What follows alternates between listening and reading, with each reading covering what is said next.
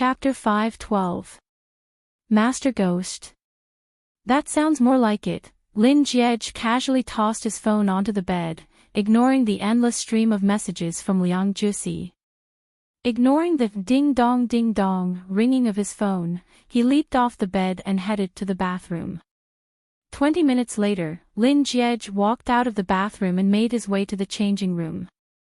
He carefully selected a set of clothes and put them on. After which, he raised the hairdryer in front of the vanity mirror and fiddled with it for a while before he finally took a closer look at himself in the mirror. After confirming that there was nothing wrong with his appearance, he grabbed his phone and wallet and made his way to the garage. In the past, Lin Jiej would always drive his grandfather's car when he went out, but today, after circling around the garage, he finally decided on the sports car his father had gifted him on his 18th birthday. After getting into the car, just as Lin Jiej was about to start the engine, he suddenly realized that it would be a little too abrupt for him to barge into Soft Bun's karaoke club. It would be terrible if Soft Bun thought that he was spying on her. With this thought in mind, Lin Jiej took out his phone and sent a message to Liu Benlai and Xie Shangzhou. Going to karaoke? Liu Benlai, yes. Xie Shangzhou, I want to go, but I can't. I've been detained by the Demonis, Lin Jiej casually replied to Xie Shangzhou, Demonis. Following which, Lin Jiej forwarded the address of the karaoke club that Liang Jusi had shared with him to Liu Benlai. See you in 10 minutes. Xie Shangzhou, oh, I must have typed wrongly. It's Milady Queen. She detained me as her chauffeur, and right now, she's enjoying a concert with her clients while I'm standing by the roadside, sweating profusely. I'll sympathize with you for a second. After replying to Xie Shangzhou's message, Lin Jiej headed over to Liu Benlai's side, and after seeing the latter's okay emoji, he put down his phone and started the car. Under the astonished gazes of the servants, he drove the eye-catching sports car out of the courtyard. Leng Wan didn't come from a particularly wealthy family, but she didn't lack money either. The reason why she was working over the summer was to accumulate social experience, so after receiving her salary, she generously ordered a few cocktails. The cocktails tasted good, and they tasted similar to soft drinks. As the girls chatted and sang, they unknowingly drank quite a bit. Leng Wan was usually a calm and capable person, but her alcohol tolerance was only average. Even though the alcohol content of the cocktail was low, she still felt a little tipsy by the end. Leaning against the sofa, she looked listless, as if she was about to fall asleep. Jiang Yu and He Tiantian's alcohol tolerance was around the same level. They weren't drunk, but they were a little tipsy. Perhaps it was due to the effects of the alcohol, but the two of them became a little excited, and they began singing song after song noisily. Of the four of them, but Shi Yao, too, was still a little. Just as Jiang Yu and He Tian finished their song and were about to toast Leng Wan and Shi Yao once more, Leng Wan staggered up from the sofa and said, I need to go to the washroom. As she spoke, she staggered towards the door of the private room. Shi Yao was a little worried about Leng Wan, so she subconsciously stood up and said, I'll go with Nuan, before hastening her footsteps to catch up to Leng Wan. Nuan Qi. And Lu, Lunli, and almost fell several times. Leng. Lin of Sure of. Chapter 5:13. After entering the washroom, Shi Yao watched as Leng Wan entered the cubicle before entering the neighboring cubicle. By the time she came out, the cubicle door was already open, and Leng Wan was already nowhere to be seen. Shi Yao quickly walked out of the washroom, and when she saw Leng Wan washing her hands at the sink, she heaved a sigh of relief. She walked over to Leng Wan's side and turned on the tap as well. After washing her hands, Shi Yao took out 2 napkins and passed one to Leng Wan while she dried her hands with the other. After that, she grabbed Leng Wan's arm and walked out of the washroom. But barely after she and Leng Wan took 2 steps, a few hooligans suddenly appeared before them. Shi Yao thought that they were here to use the washroom too, so she didn't pay them much heed. In fact, she didn't even spare them a glance. She pulled Ling Wan to the side and opened up a path for them. However, who could have thought that those men wouldn't simply walk past her and Ling Wan and enter the male washroom? Instead, they stopped right in front of her and Ling Wan. An ominous premonition crept into Shi Yao's heart. With a slight frown on her forehead, she turned around to look at the group of men standing before her. The one leading the group was a man with grayish-gray hair. Shi Yao remembered that he was the one she bumped into when she was shopping with He Tian in the supermarket when she first arrived at the karaoke bar. It can't be that. He's here to settle the score with me over such a small matter, right? Yao Yao, I want to drink water. Ling Wan muttered softly as she stumbled forward. Shi Yao hurriedly reined in her thoughts and reached out to pull Ling Wan to prevent her from bumping into the men standing in front of her. Yao Yao, I want to drink water, water. Ling Wan was so drunk that she didn't notice the situation around her at all. She was still mumbling incessantly. Shi Yao hid Ling Wan behind her before coaxing her softly, I'll get you some water later. Ling Wan immediately fell silent.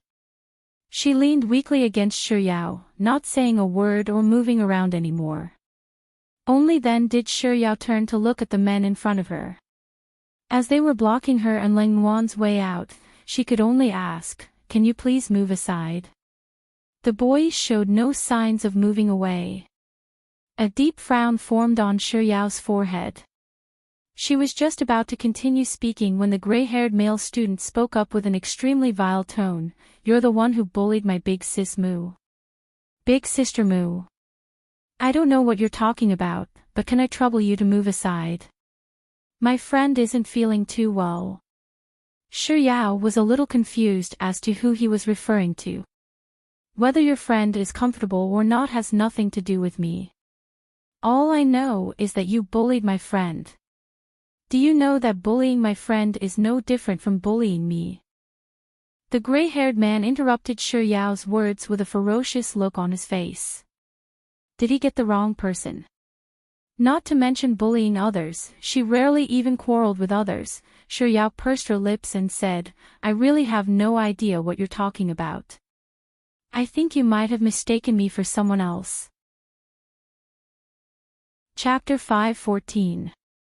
Liang Mumu. As those three words drifted into Shi Yao's ears, she suddenly realized why she found the man standing before her so familiar back at the KTV supermarket.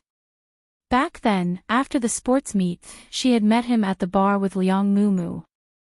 That night, other than Liang Mumu, who kept finding all kinds of reasons to force her to drink, the other person who kept pulling her to drink was him. Don't tell me that you don't remember who Liang Mumu is anymore. Seeing that Shi Yao wasn't replying to him, the gray-haired man spoke up once more, Big Sis Moo has suffered terribly because of you. If not for you, would she have been sent to the countryside by her uncle? Do you know how pitiful her life is in the countryside right now? It's all thanks to you. What in the world is he talking about? Are you not even going to talk about the most basic values of the world anymore? Shi Yao's expression also turned stern. I don't want to argue with you about such trivial matters. If you insist on reasoning with me, I can only say that you reap what you sow. Liang Mumu only has herself to blame for her predicament, it has nothing to do with me. From the start to the end, I've never done anything to let her down. As her friend, the word sorry has been pasted on her all this while, and I have a clear conscience. A clear conscience. What a glib tongue you have there. To think that I doubted your feeble appearance to be able to bully others.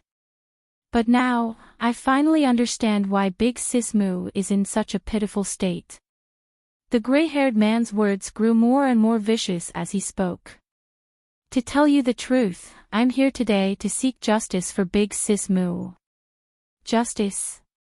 A cold sneer surfaced on Shi Yao's usually gentle face.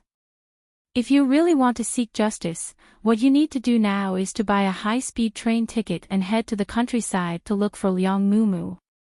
It was impossible to reason with such a person in one's entire life. No matter how much she tried to persuade him, it would only be a waste of her breath.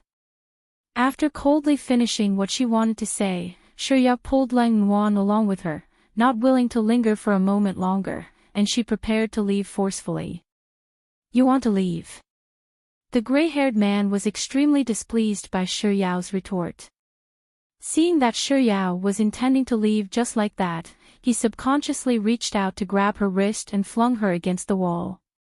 Do you think that you'll be able to leave just like that? The touch of a stranger filled Shiryao's heart with disgust. She furrowed her eyebrows and subconsciously struggled. The boy's grip on her grew tighter and tighter as she reacted. In the end, his grip on her wrist hurt.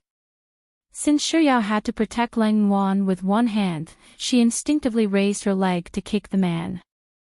The boy was kicked by her. He stepped forward angrily and reached out with his other hand to strangle her neck. In the eyes of the drunken Lang Nuan, the boy's actions looked no different from him grabbing Shiryao's collar. At that moment, she couldn't tell if it was reality or a dream. The image of her being pushed against the wall in the dark night and her clothes being torn flashed across her mind. Chapter 5:15. The man was clearly restraining Shiryao, but Lang Nuan was still shouting, "Let go of me! Let go of me!" She exerted a lot of strength, but she was still unable to pry the man's hand away from Shiryao's neck. She became even more agitated, and her screams grew sharper and sharper. "Let go of me! Let go of me! Let go of me!" As she screamed, large droplets of tears rolled down from the corners of her eyes. Nuan Nuan, Nuan Nuan. Shiryao was initially worried about her, but upon seeing Lang Nuan in such a state, she couldn't help but panic. But no matter how she called out to Lang Nuan didn't respond at all. She continued to pull on the man's arm with all her might. As more and more tears streamed down her cheeks, her shrill screams turned into helpless pleas.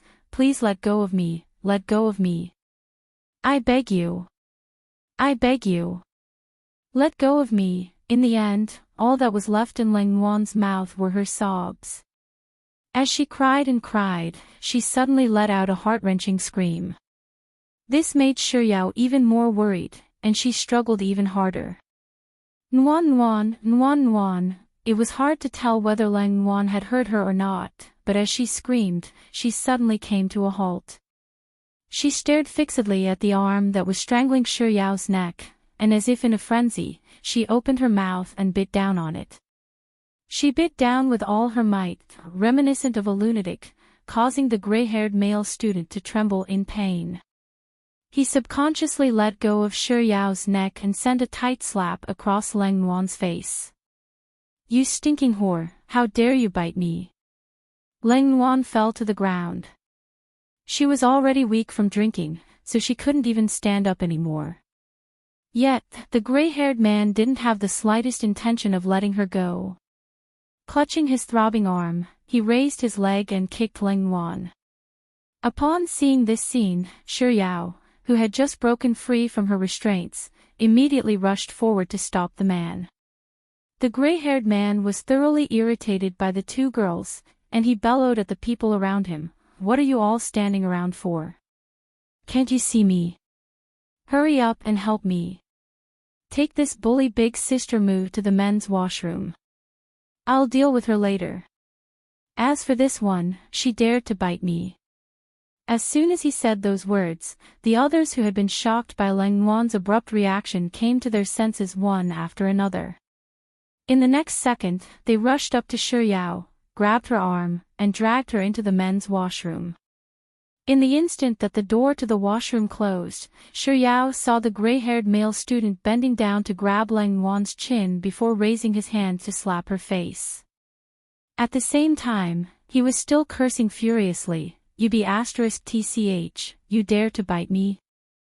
See if I don't beat you to death." After Shiryao and Lang Nuan left, Tian and Jiang Yu raised their microphones and sang a duet of "Yuri Marrying Me Today," with one of them singing beautifully while the other was tone deaf. However, it had already been quite some time since Lang Nuan and Shuyao returned. Jiang Yu took out her phone and gave Lang Nuan and Shuyao a call, only to realize that they had left their phones in the suite. Could they have dropped them in the washroom? Or did Nuan abscond with Yao Yao because she didn't want to pay? Chapter 5:16. The suite Shuyao and the others booked was quite a distance away from the washroom. Laughter and singing could be heard from the private room next to them.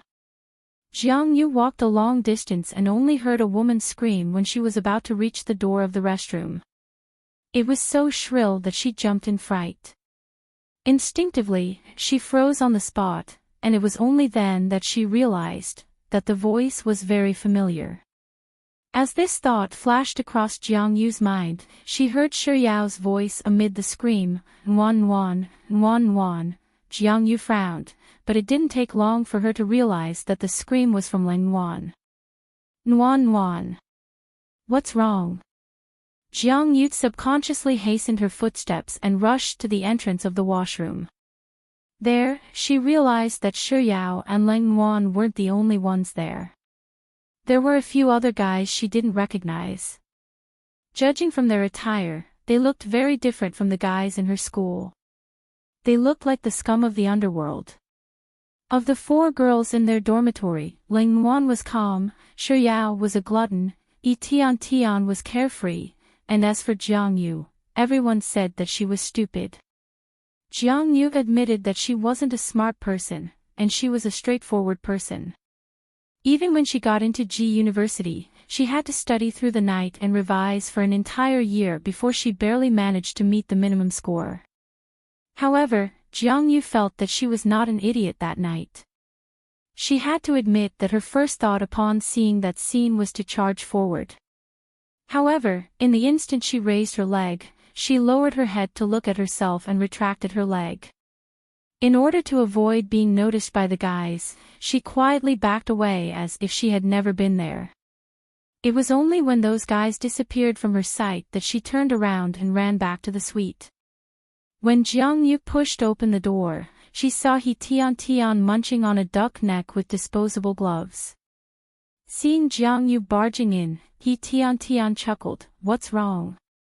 Is there a ghost behind you?" Ignoring Tian, Jiang Yu didn't even bother closing the door to the suite. She walked to the sofa and took out her phone. As she unlocked the screen, she walked over to the karaoke counter and turned off the background music. "Jiang Yu, what are you doing?" "I was just listening to that song." Tian grumbled in displeasure. Ignoring her, Jiang Yu lowered her head and dialed 110. Perhaps it was because it was late at night, or perhaps it was because she was too worried about Shuyao and Lang Nuan, but Jiang Yu had no idea how much time had passed. However, it felt as if a century had passed. Seeing that no one was picking up the phone, she couldn't help but panic. What's going on? Why isn't anyone answering 110? 110. Tian abruptly raised her head. "Why did you call 110? What's wrong?" Jiang Yu said, "It's Yao Yao and Nuanyuan. Something happened to them, what did you say?" As Jiang Yu's voice fell, a male voice came from the door of the private room. Jiang Yu and Tian stared at one another in bewilderment for a moment before turning their gazes toward the source of the voice. However, before they could clearly see who it was, the person was already standing in front of Jiang Yu. His calm voice was mixed with extreme nervousness and anxiety. "What did you say?" "Yao Yao. Shuyao. Am I right?" Chapter 5:17. Tian and Jiang Yu were taken aback once more. 3 seconds later, Tian was the first to see who it was, and she exclaimed in astonishment, "Male." She only managed to utter a single word before realizing that her mouth had slipped. She quickly changed the word "God" to "Senior Lin" instead. Jiang Yu was still in a daze when she heard Tian's voice. She stared at Lin Jiej blankly for a moment before replying. Senior Lin, a slight frown appeared on Lin Jie's forehead. He was just about to ask if Shi Yao was in any danger when Jiang Yu, who was a beat slower, finally came to her senses. Before Lin Jie could say anything, she had already interjected, "Senior Lin, it's Yao Yao. Something happened to Yao Yao." She and Nuanyuan were cornered in the washroom. Nuanyuan. Ling Wan. Before Jiang Yu could finish her words, another voice sounded from behind Lin Jie. While Jiang Yu and He Tian turned to look at the person who had spoken, Lin Jie, who was standing in front of Jiang Yu, had already turned around and dashed out of the compartment. Shi Yao and Lin Jie were from different classes, and they had attended PE classes together for half a semester. Even though their classes didn't interact much in class, Jiang Yu and He Tian still remembered Lu Benlai due to his name and the fact that he had asked Leng Wan for his phone number. Upon seeing Lu Benlai, He Tian immediately nodded and said, "That's right, Nuanyuan is Leng." Before she could finish the word Nuanyuan, Lu Benlai had also turned around and dashed out of the compartment. Jiang Yu and He Tian's drunkenness had already dissipated completely due to the incident with Shi Yao and Leng Wan. Seeing Lin Jie and Lu Benlai dashing out of the compartment, they knew that they were heading to the washroom. They quickly packed up the important items in the compartment and followed after them. Lin Jie was the first to reach the entrance of the washroom. Other than the trembling Leng Wan who was curled up on the floor, the men that Jiang Yu had mentioned were nowhere to be seen. Shi Yao was also nowhere to be seen. Lin Jie's heart skipped a beat. Before he could figure out where Shi Yao was being taken to, Lu Benlai had already rushed over and asked, "Boss, what's wrong?" As soon as Lu Benlai said those words, he immediately saw Leng Wan, who was huddled up in a corner of the bathroom. His words abruptly vanished from his mouth. In the next second, without any hesitation, he rushed right up to Leng Wan. Leng Wan, as he spoke, Lu Benlai reached out to pull Leng Wan up from the ground. However, before his fingertips could even touch Leng Wan's arm, Leng Wan suddenly felt someone approaching her, and her reaction was exceptionally intense. She immediately moved backward. "Don't touch me." Shocked by Leng Wan's intense reaction, Lu Benlai's hands trembled in fear, and his body froze in midair. "Don't touch me, don't touch me." Leng Wan muttered these 3 words a few times before burying her head into her knees. Then, she fell silent once more. Even though she wasn't speaking or moving anymore, Lu Benlai could still clearly see her shoulders trembling. He felt as if something was squeezing his heart viciously, causing him to freeze on the spot. He stared blankly at Leng Wan, unable to react. Chapter 5:18. It was only when He Tian rushed to Leng Wan's side and grabbed her arm, causing Leng Wan to scream in agitation, that Lu Benlai finally snapped out of his daze. He Tian's impression of Leng Wan had always been that of a calm and composed woman. This was the first time she had seen Leng Wan acting like this. Perhaps frightened by the sight before her, she grabbed onto Leng Wan's arm tightly, refusing to let go. Leng Wan screamed even louder, and her body was trembling so much that it was a little scary. Only then did He Tian realize what was going on. She hurriedly let go of Leng Wan's arm and asked softly, "Nuan, what's wrong?" "Nuan, I'm Tian, Nuan." Leng Wan didn't say a word, but perhaps hearing a familiar voice and name, her emotions gradually calmed down. "Nuan, I'm Tian, your roommate. You're fine now. Be good, everything's fine now." Seeing that her words were effective, He Tian continued to coax Leng Wan as she tried to reach out her hand once more. This time, when she touched Leng Wan's arm, she saw that Leng Wan's body only trembled violently. Seeing that Leng Wan didn't resist or scream anymore, she boldly placed her hand on Leng Wan's back and patted her lightly. "Nuan, it's fine now. It's fine now, As Tian repeated the words "it's fine now" over and over again, she could clearly feel Lang Wan's body softening. Then, she raised her head and looked around, only to realize that Lin Jiej and Jiang Yu were no longer at the entrance of the washroom. She was just about to ask where the two of them had gone when she heard heavy footsteps coming from the corridor. Following which, Lin Jiej and Jiang Yu appeared at the entrance of the washroom. Tian subconsciously asked, "Where's Yao Yao? Where did Yao Yao disappear? Where did they take her?" Lin Jiej's face was so dark that it was frightening. Instead of saying a word, Jiang Yu took over Tian's words. "We went to look for Yao Yao earlier, but she didn't leave the karaoke. We searched the rooms one by one, but we couldn't find her." Before Jiang Yu could finish her words, Lin Jiej had already arrived at the entrance of the male washroom. He reached out and pushed, but couldn't open the bathroom door. The washroom is for public use, so it's impossible for the door to be locked for no reason. As this thought flashed across Lin Jiej's mind, he suddenly seemed to understand something. He pushed the door even harder, but it didn't budge in the slightest. Only then did he confirm his suspicions. He turned around to look at Liu Benlai and the three young ladies. Soft Bun's roommates said that there were quite a few guys. To him, Soft Bun's roommates weren't important. What was important was her roommates. There were only him and Liu Benlai in the room. If he were to really kick down the door, those men would rush out at once. It would still be fine if he and Liu Benlai were to protect one girl each, but two at the same time. In just a few short seconds, Lin Jiej had already made up his mind. "Liu Benlai, take the three of them with you." Hearing those words, a hint of worry flashed across Liu Benlai's eyes. "Boss, let the three of them leave first. I'll stay behind to accompany you." Chapter 519.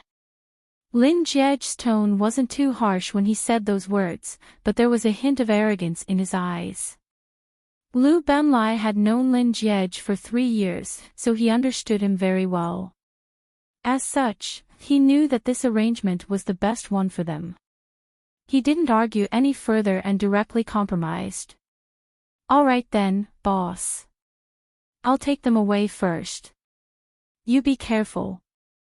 Lin Jiej nodded, but he didn't say a word. Liu Benlai knew that time was of the essence to all of them, especially Shi Yao, who was still clueless about the situation in the washroom. Thus, without wasting any more time, he bent down, intending to carry Lang Wan on his back and leave. However, as soon as he touched Lang Wan, who had already calmed down after being placated by Tian, became agitated once more. "Nuan, this is our senior. He's not a bad person, so there's no need to be afraid." Tian hurriedly stretched out her hand to pat Lang Wan's back. "Look, it's really our senior. He even asked for your phone number.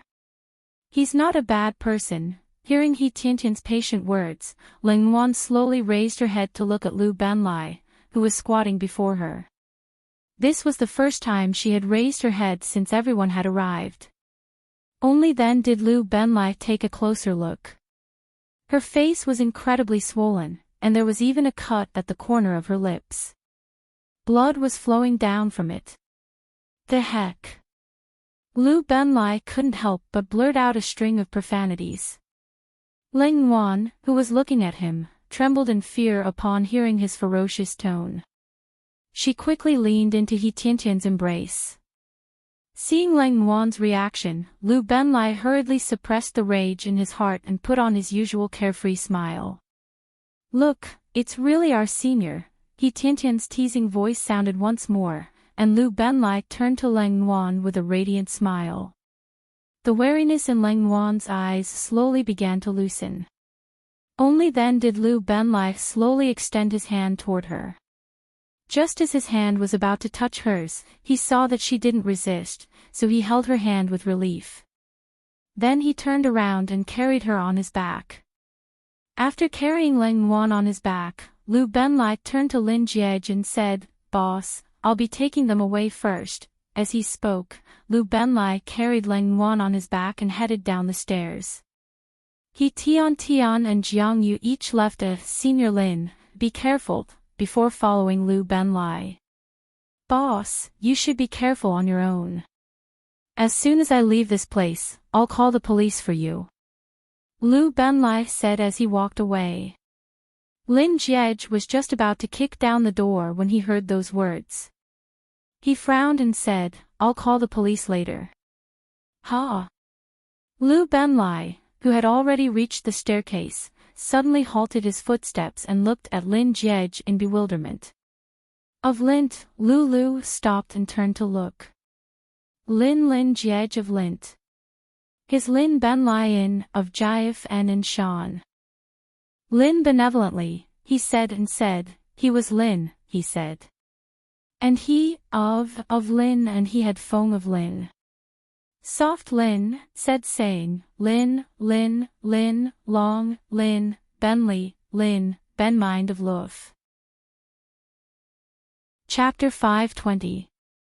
Lu Benlai, his reason for calling the police later was so that he could beat those people up a little longer. "Boss, other than giving them 100 marks, there's nothing else in his mind." Lu Benlai was speechless for a few seconds before he calmed himself down. Carrying Lang Wan on his back, he left with He Tian and Jiang Yu in tow. A second ago, the silhouettes of Lu Benlai and the others disappeared from Lin Jiej's sight. A second later, Lin Jiej abruptly dashed forward and raised his leg to kick the door of the male washroom. With a resounding ping, the door shook twice before opening. Lin Jiej saw Shuyao being pressed against the window ledge of the washroom, and one of the men was forcing her to say something along the lines of, "I'm sorry." His earlier kick had been too abrupt, interrupting their conversation. Everyone turned their gazes toward the door, including Shuyao. Perhaps it was because she was being forced to do something she wasn't willing to do, but her lips were tightly pursed. There was a look of stubbornness on her face, but there was still a hint of panic and helplessness in her eyes. Most likely, she had gotten into an argument with them earlier. Her hair was a little messy, and there was a tear at the shoulder of her shirt, revealing a fair shoulder. There were a few red and swollen handprints on her face, as if someone had pinched her cheeks forcefully. This was especially so for the corner of her eyes. When she looked at him, he could see the beauty that he was familiar with.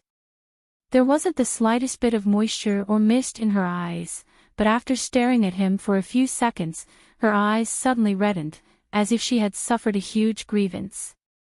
Her eyes turned moist. Seeing Shuyao in such a state, Lin Jiej's eyes immediately reddened in anger.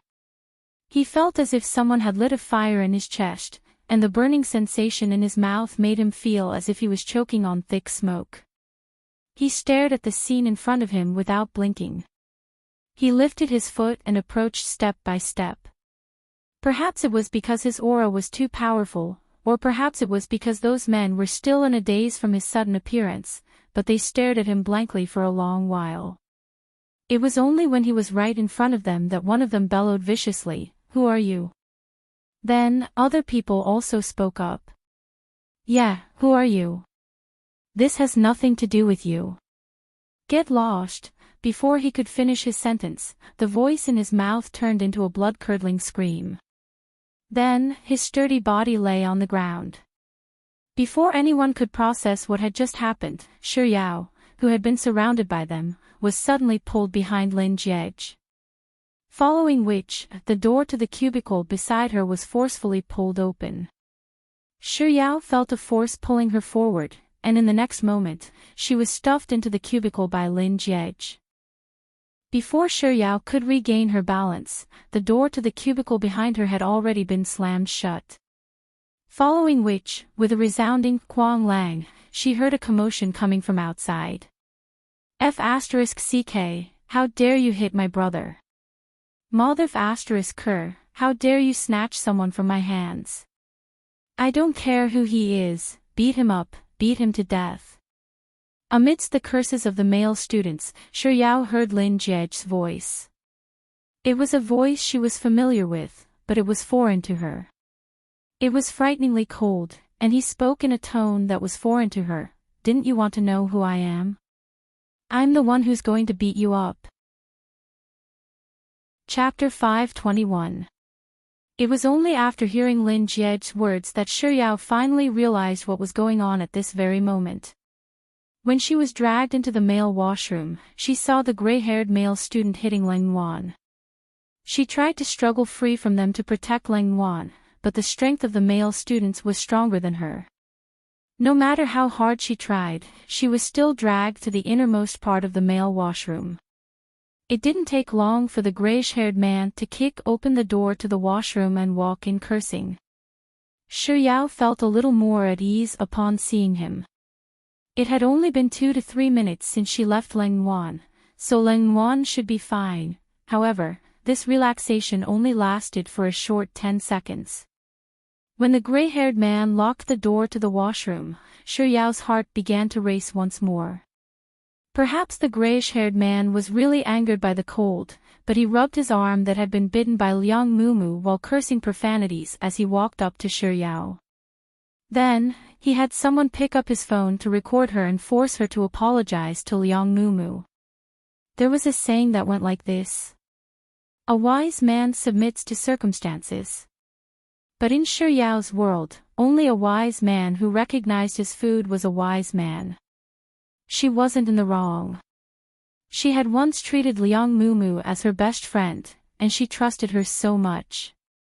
All along, Liang Mumu had been lying to her, and now that she was being forced to apologize to Liang Mumu, she couldn't bring herself to say it, and she would never do so. Her stubbornness made the grayish-haired man a little irritable. He threatened her, pinched her cheeks forcefully, and forced her to apologize. He even tore her clothes, saying that he would teach her a lesson. She didn't understand what he meant by teach her a lesson, and it was precisely because she didn't understand that this unknown situation made her even more afraid. How could she not be afraid? 8 men surrounding a woman like her. No matter who it was, they would be afraid, right? Especially since they were all drunk, and 1 or 2 of them were clearly not sober. After her clothes were torn, they stared at her shoulder with perverted eyes and said in a perverted and evil manner that if she really didn't apologize, they would toy with her to death. She was disgusted by their gazes and disgusted by their obscene words. She hoped that a crack would appear in the ground and swallow her. She had even prepared herself for the worst. If they really did anything to her, she would jump out of the window behind her. The gray-haired guy had probably lost his patience with her. After asking her 3 times in a row if she was going to apologize, he took a step back and waved at the 2 guys who had been drooling over her for a long time, gesturing for them to do whatever they wanted. As they approached, Shuyao could clearly see the excitement and cruelty in their eyes. She could even vaguely feel them swallowing their saliva. It was as if she was a plaything for them to slaughter. In that instant, she was panicking and helpless to the extreme. Just as she thought that she was really doomed, the door to the washroom was suddenly kicked open by a powerful force. She raised her head and saw the man whom she had been avoiding for the past few days. He was as dazzling as ever. Chapter 522. Even when she was threatened, coerced, and even humiliated by them, she didn't cry. In fact, her eyes didn't even redden in the slightest. Yet, in the instant she saw him, for some reason, she felt so aggrieved that her eyes reddened, and she felt like crying. So now, she was placed in a safe cubicle by him, and he was left outside alone to deal with those boys. Having made sense of the situation, Shuyao subconsciously pushed the door of the cubicle, only to realize that no matter how hard she tried, the door wouldn't budge in the slightest. So, when Lin Jie pushed her into the cubicle and closed the door, the Huang Lang sound that she heard earlier was the sound of him sealing the cubicle door from the outside. As this thought flashed across Shuyao's mind, she heard curses coming from outside the cubicle. Every single one of them was filled with hatred and hatred. The heck, who the heck are you? How dare you behave so atrociously in front of me? The heck, how arrogant. No one has ever spoken to me with such a tone in my entire life. Brothers, let's go and beat him to death.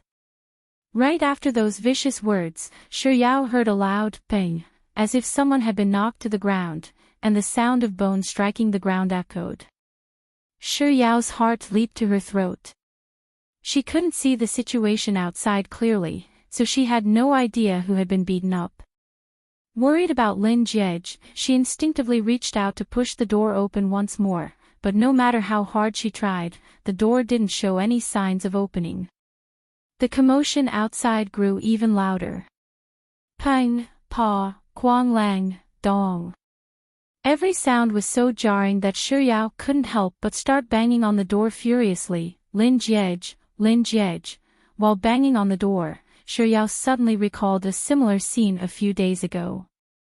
On her birthday, they had bumped into Qiniran, and they had been brought into an empty courtyard house. Just like how she had reacted that day, she had thought that she was done for. Then, he had pulled her into his embrace, and all he had to do was tell her to run before he forcefully pushed her out of the courtyard house. That day, he was exactly the same as today. He took the initiative to put her in the safest place and left himself in the most dangerous place.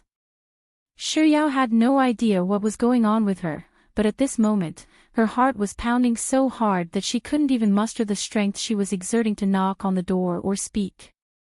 The sounds of fighting outside the cubicle showed no signs of stopping. In fact, it was even more chaotic than before. Muffled groans of pain, the sound of wood breaking, and heart-wrenching screams. Every time Shi Yao heard those words, her heart would tremble in fear. In the end, even her breathing had become uneven. Mustering all of her strength, she finally managed to open her mouth once more. Her voice trembled as she called out Lin Jiej's name, Lin Jiej, Lin Jiej. Lin, as she shouted, her throat felt like it was being strangled. No matter how hard she tried, she couldn't make a sound. She couldn't tell if she was afraid or worried, and the corners of her eyes started to mist up. She opened her mouth again and again, and with great difficulty, she managed to squeeze out a single word. Jia. But before she could finish her sentence, through the door, she heard Lin Jiej's slightly unstable voice, Yao Yao, I'm here. Chapter 523. Yao Yao, I'm here.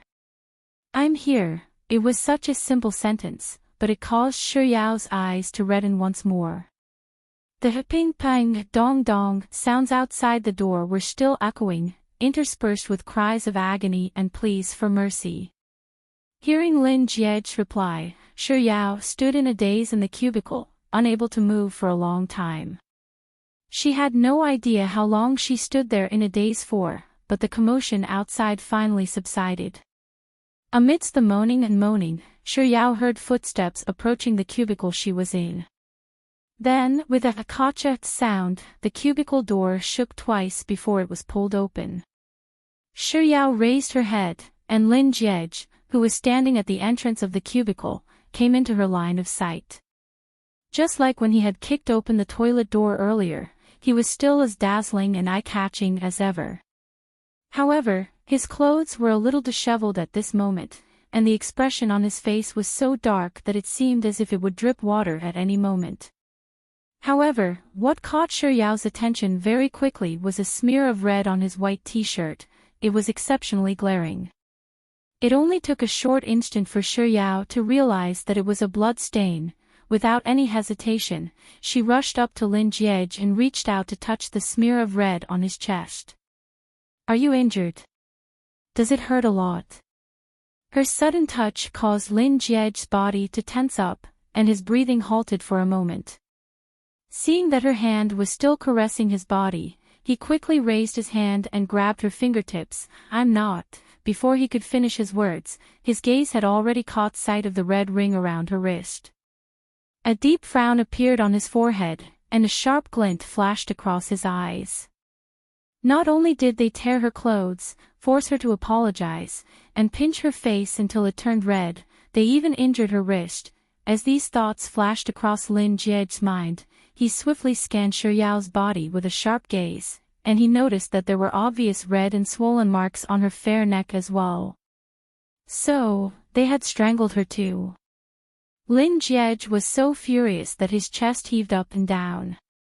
He stared at the red mark on Yao's neck for a moment before silently raising his hand to close the cubicle door once more. Then, he grabbed a mop from the side and sealed the door shut. Ignoring Yao's banging on the door and shouting his name, he charged at the people lying on the floor and raised his fist once more. As he pummeled them, Lin Jie asked with gritted teeth, "Who hurt her?" A few of them were so frightened by the beating that they covered their heads and begged for mercy. At the same time, they unhesitatingly betrayed the gray-haired man. It was him. He was the one who pinched her and slapped the other girl. "We didn't do anything at all. We didn't have time to do anything at all. Yes, it's him. It's all his idea. He even forced the girl you hid to apologize and even wanted to record a video for young Miss Liang to see, the girl he hid." Soft bun. "Sorry, recording a video for young Miss Liang to see. Is this the doing of Liang Juxi's cousin who was exiled to the countryside?" Lin Jie's fury had been ignited when he saw the red marks on Yao's neck and wrist, but this time, it burned even more furiously. Chapter 524. He stared at the gray-haired man for a few seconds before making his way over.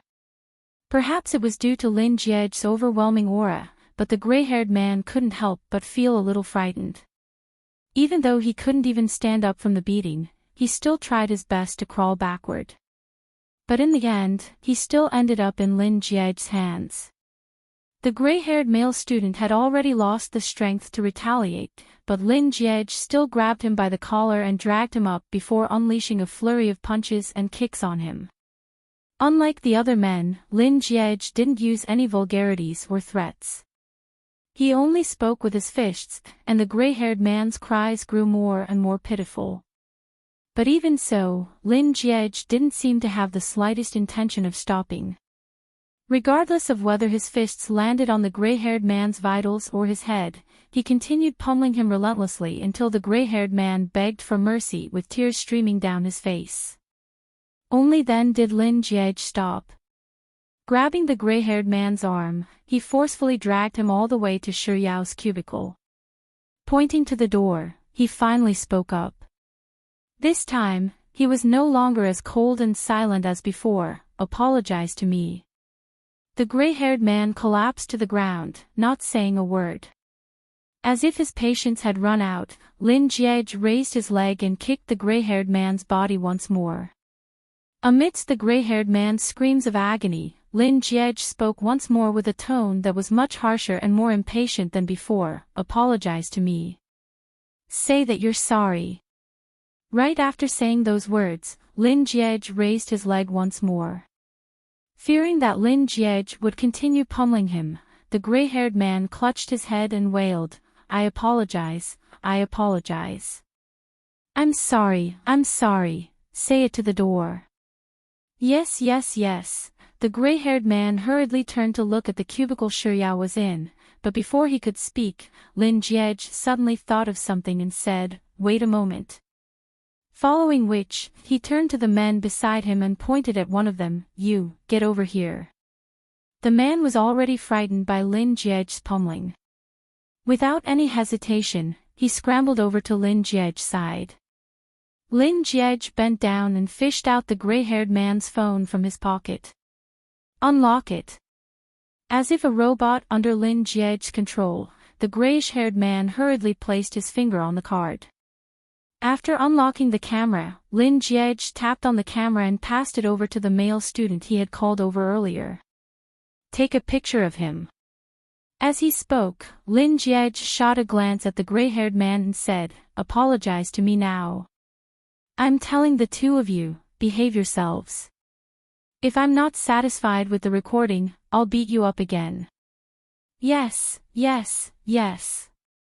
The two boys were so scared that they nodded their heads like chicks pecking rice. Without saying a word, Lin Jiej took 2 steps back and crossed his arms before his chest as he began monitoring the duo. The 2 of them didn't dare to mess around anymore. One apologized honestly, while the other focused on recording. Roughly a minute later, the man in the video shot a fearful look at Lin Jiej and said, "I'm done." Chapter 525. After standing in front of the man recording the video, Lin Jiej reached out to grab his phone and check the video he had just recorded. After confirming that there was nothing wrong with it, he tossed the phone back to the gray-haired man and asked, "Who were you trying to send a video to?" Before the gray-haired man could respond, Lin Jiej had already spoken up, "You don't need to tell me who that person is. I can't be bothered to hear her name. What you need to do is send this video to her. Didn't Liang Juxi's cousin want to see Soft Bun make a fool of herself? That's good. I'll let her see how ridiculous the people on her side are as a joke, and how embarrassing the people on her side are." You must be joking. If you want to see the girl I like make a fool of herself, you should at least ask for my permission first. Besides, was the girl whom he, Lin Jiej, liked someone who could be bullied as and when they pleased? With such thoughts in mind, Lin Jiej noticed that the gray-haired man wasn't reacting at all. With a frown on his forehead, he raised his leg and said threateningly, "Don't make her wait too long." Before Lin Jiej could finish his sentence, the gray-haired man had already picked up his phone and sent the video to Liang Mumu under Lin Jiej's supervision. After the video was sent, Lin Jiej waved his hand disdainfully at the gray-haired man, gesturing for him to move aside. It was only after the gray-haired man dragged his body away with great difficulty did Lin Jiej finally make his way over to the cubicle door. He tore off the mop used to seal the cubicle door and casually tossed it to the ground before opening the door once more. Meeting Shi Yao's gaze, Lin Jiej's vicious expression immediately softened significantly. "Let's go." Shi Yao didn't say a word, but she nodded her head lightly. Perhaps it was because she had gone through too many things that night, and it had been quite a harrowing experience. Her legs felt incredibly weak. As she tried to take a step forward, she nearly fell to the ground. It was fortunate that Lin Jiej reached out to support her in time. "Are you able to walk?" Shi Yao hurriedly nodded her head and replied with a soft, "Yes." Then, out of curiosity, she subconsciously tilted her head to the side, wanting to walk around Lin Jiej to see what was going on in the washroom.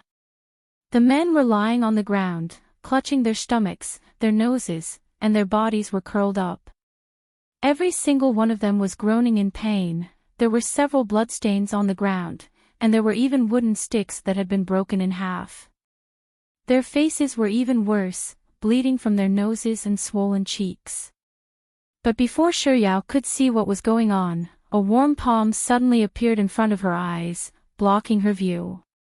"That's not clean anymore," Lin Jiej's gentle voice sounded from above her head, and Shi Yao's head was brought back to his face. Then, he pressed her face against his chest, and just like that, he led her out of the cubicle and toward the entrance of the male washroom. But barely after they took a few steps, Lin Jiej of Lin Jiej, Lin Jiej, Lin, and Lin, of Jiej of the same, Lin had, Lin with the mummed head out of. Chapter 526. His first reaction was to instinctively pull Shi Yao even tighter into his embrace before pulling Shi Yao to the side to hide. The gray-haired male had suffered the most blows from Lin Jiej, so his movements were a little sluggish. With Shi Yao in tow, Lin Jiej was more than capable of dodging the attack. However, just as he was about to dodge the attack, Lin Jiej suddenly remembered how he had been trying to ask Shi Yao out every day for the past 7 days, but he hadn't been able to get her. Hadn't he been fretting over how he was going to woo Soft Bun if she were to continue rejecting him? If he were to be injured right now, and it was because of her, she wouldn't be able to continue hiding from him, right? With such thoughts in mind, Lin Jiej abruptly stopped his actions of dodging the rod and froze on the spot. He watched as the moped fell from the sky. When the moped struck him, he lost his balance and dragged Shuyao down with him. Without any hesitation, he raised his arm to block the moped. Even though the gray-haired male didn't have much strength in his attack, Lin Jiej still sucked in a cold breath of air in pain. Following which, he felt that he couldn't move his right arm at all. Even the slightest movement left him sweating profusely from the excruciating pain. Even though Shuyao was in Lin Jiej's embrace and couldn't see her surroundings, she knew that something had happened to Lin Jiej. Lin Jiej, what's wrong? Lin Jiej. Shuyao asked as she struggled to free herself from Lin Jiej's embrace. Lin Jiej used his left hand to press on her head and said, "Don't move, I'm fine." Shortly after he said those words, a series of footsteps sounded from outside the washroom. Following which, several people dressed in police uniforms appeared at the entrance. Even though the male students had been beaten up, they were the troublemakers, and Shuyao and Lin Jiej were the victims. Thus, the police took them away, but they left Shuyao's phone number with them and instructed her to send Lin Jiej to the hospital first before returning to the police station to give a statement. Lin Jiej had driven over, so he was still driving his flashy sports car to the hospital. Of course, the driver was Shuyao instead of him. As she was in a hurry, she drove very quickly. Seated in the front passenger seat, Lin Jiej attempted to move his arm a few times, but every single movement brought excruciating pain to his arm. He couldn't help but feel worried. Could it be that he had played too many tricks, and this time, he had messed up his arm? When they arrived at the hospital, Shuyao flipped through Lin Jiej's identification card and helped him register for the emergency department. There weren't many people in the hospital in the middle of the night, so it didn't take long for Lin Jiej to be called to take an X-ray. Lin Jiej handed the results over to the doctor, but before he could ask about his condition, Shuyao had already asked anxiously, "Doctor, how is it?" The doctor on the night shift was an old doctor. He looked at the scan with his presbyopic glasses for a while and said, "It's a mild fracture. He'll have to rest for a month, 1 month." So serious. Shuyao grew even more worried. 1 month. It seemed like the situation wasn't that serious. Lin Jiej heaved a sigh of relief. They left the hospital and returned to the car. Shuyao started the car, and just as she was about to step on the accelerator, Lin Jiej suddenly said, Can you send me here?"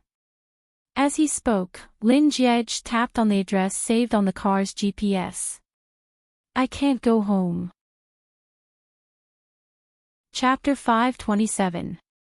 Can't go home. Shuyao abruptly stopped her foot on the accelerator and turned around to look at Lin Jiej with a confused look.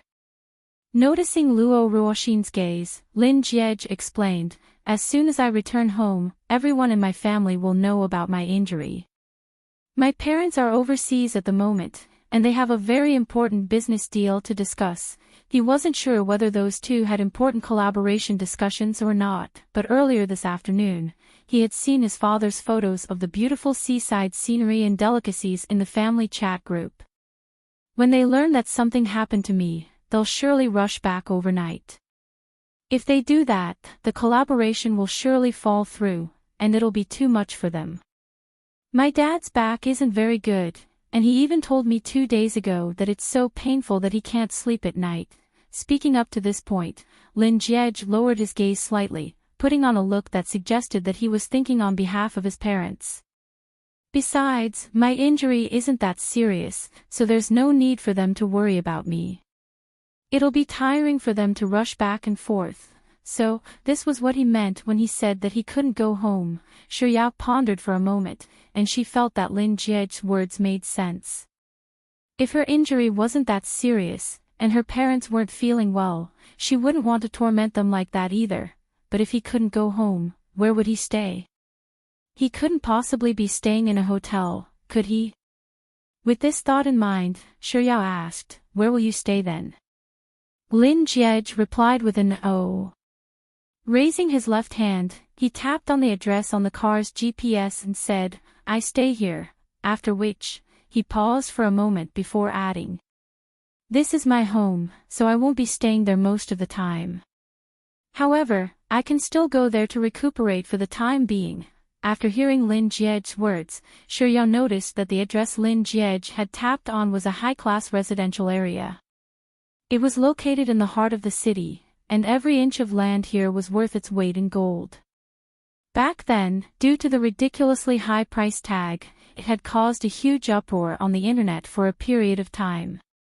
There were even people who joked that the symbol of a tycoon was whether or not one had a suite in this high-class residential area.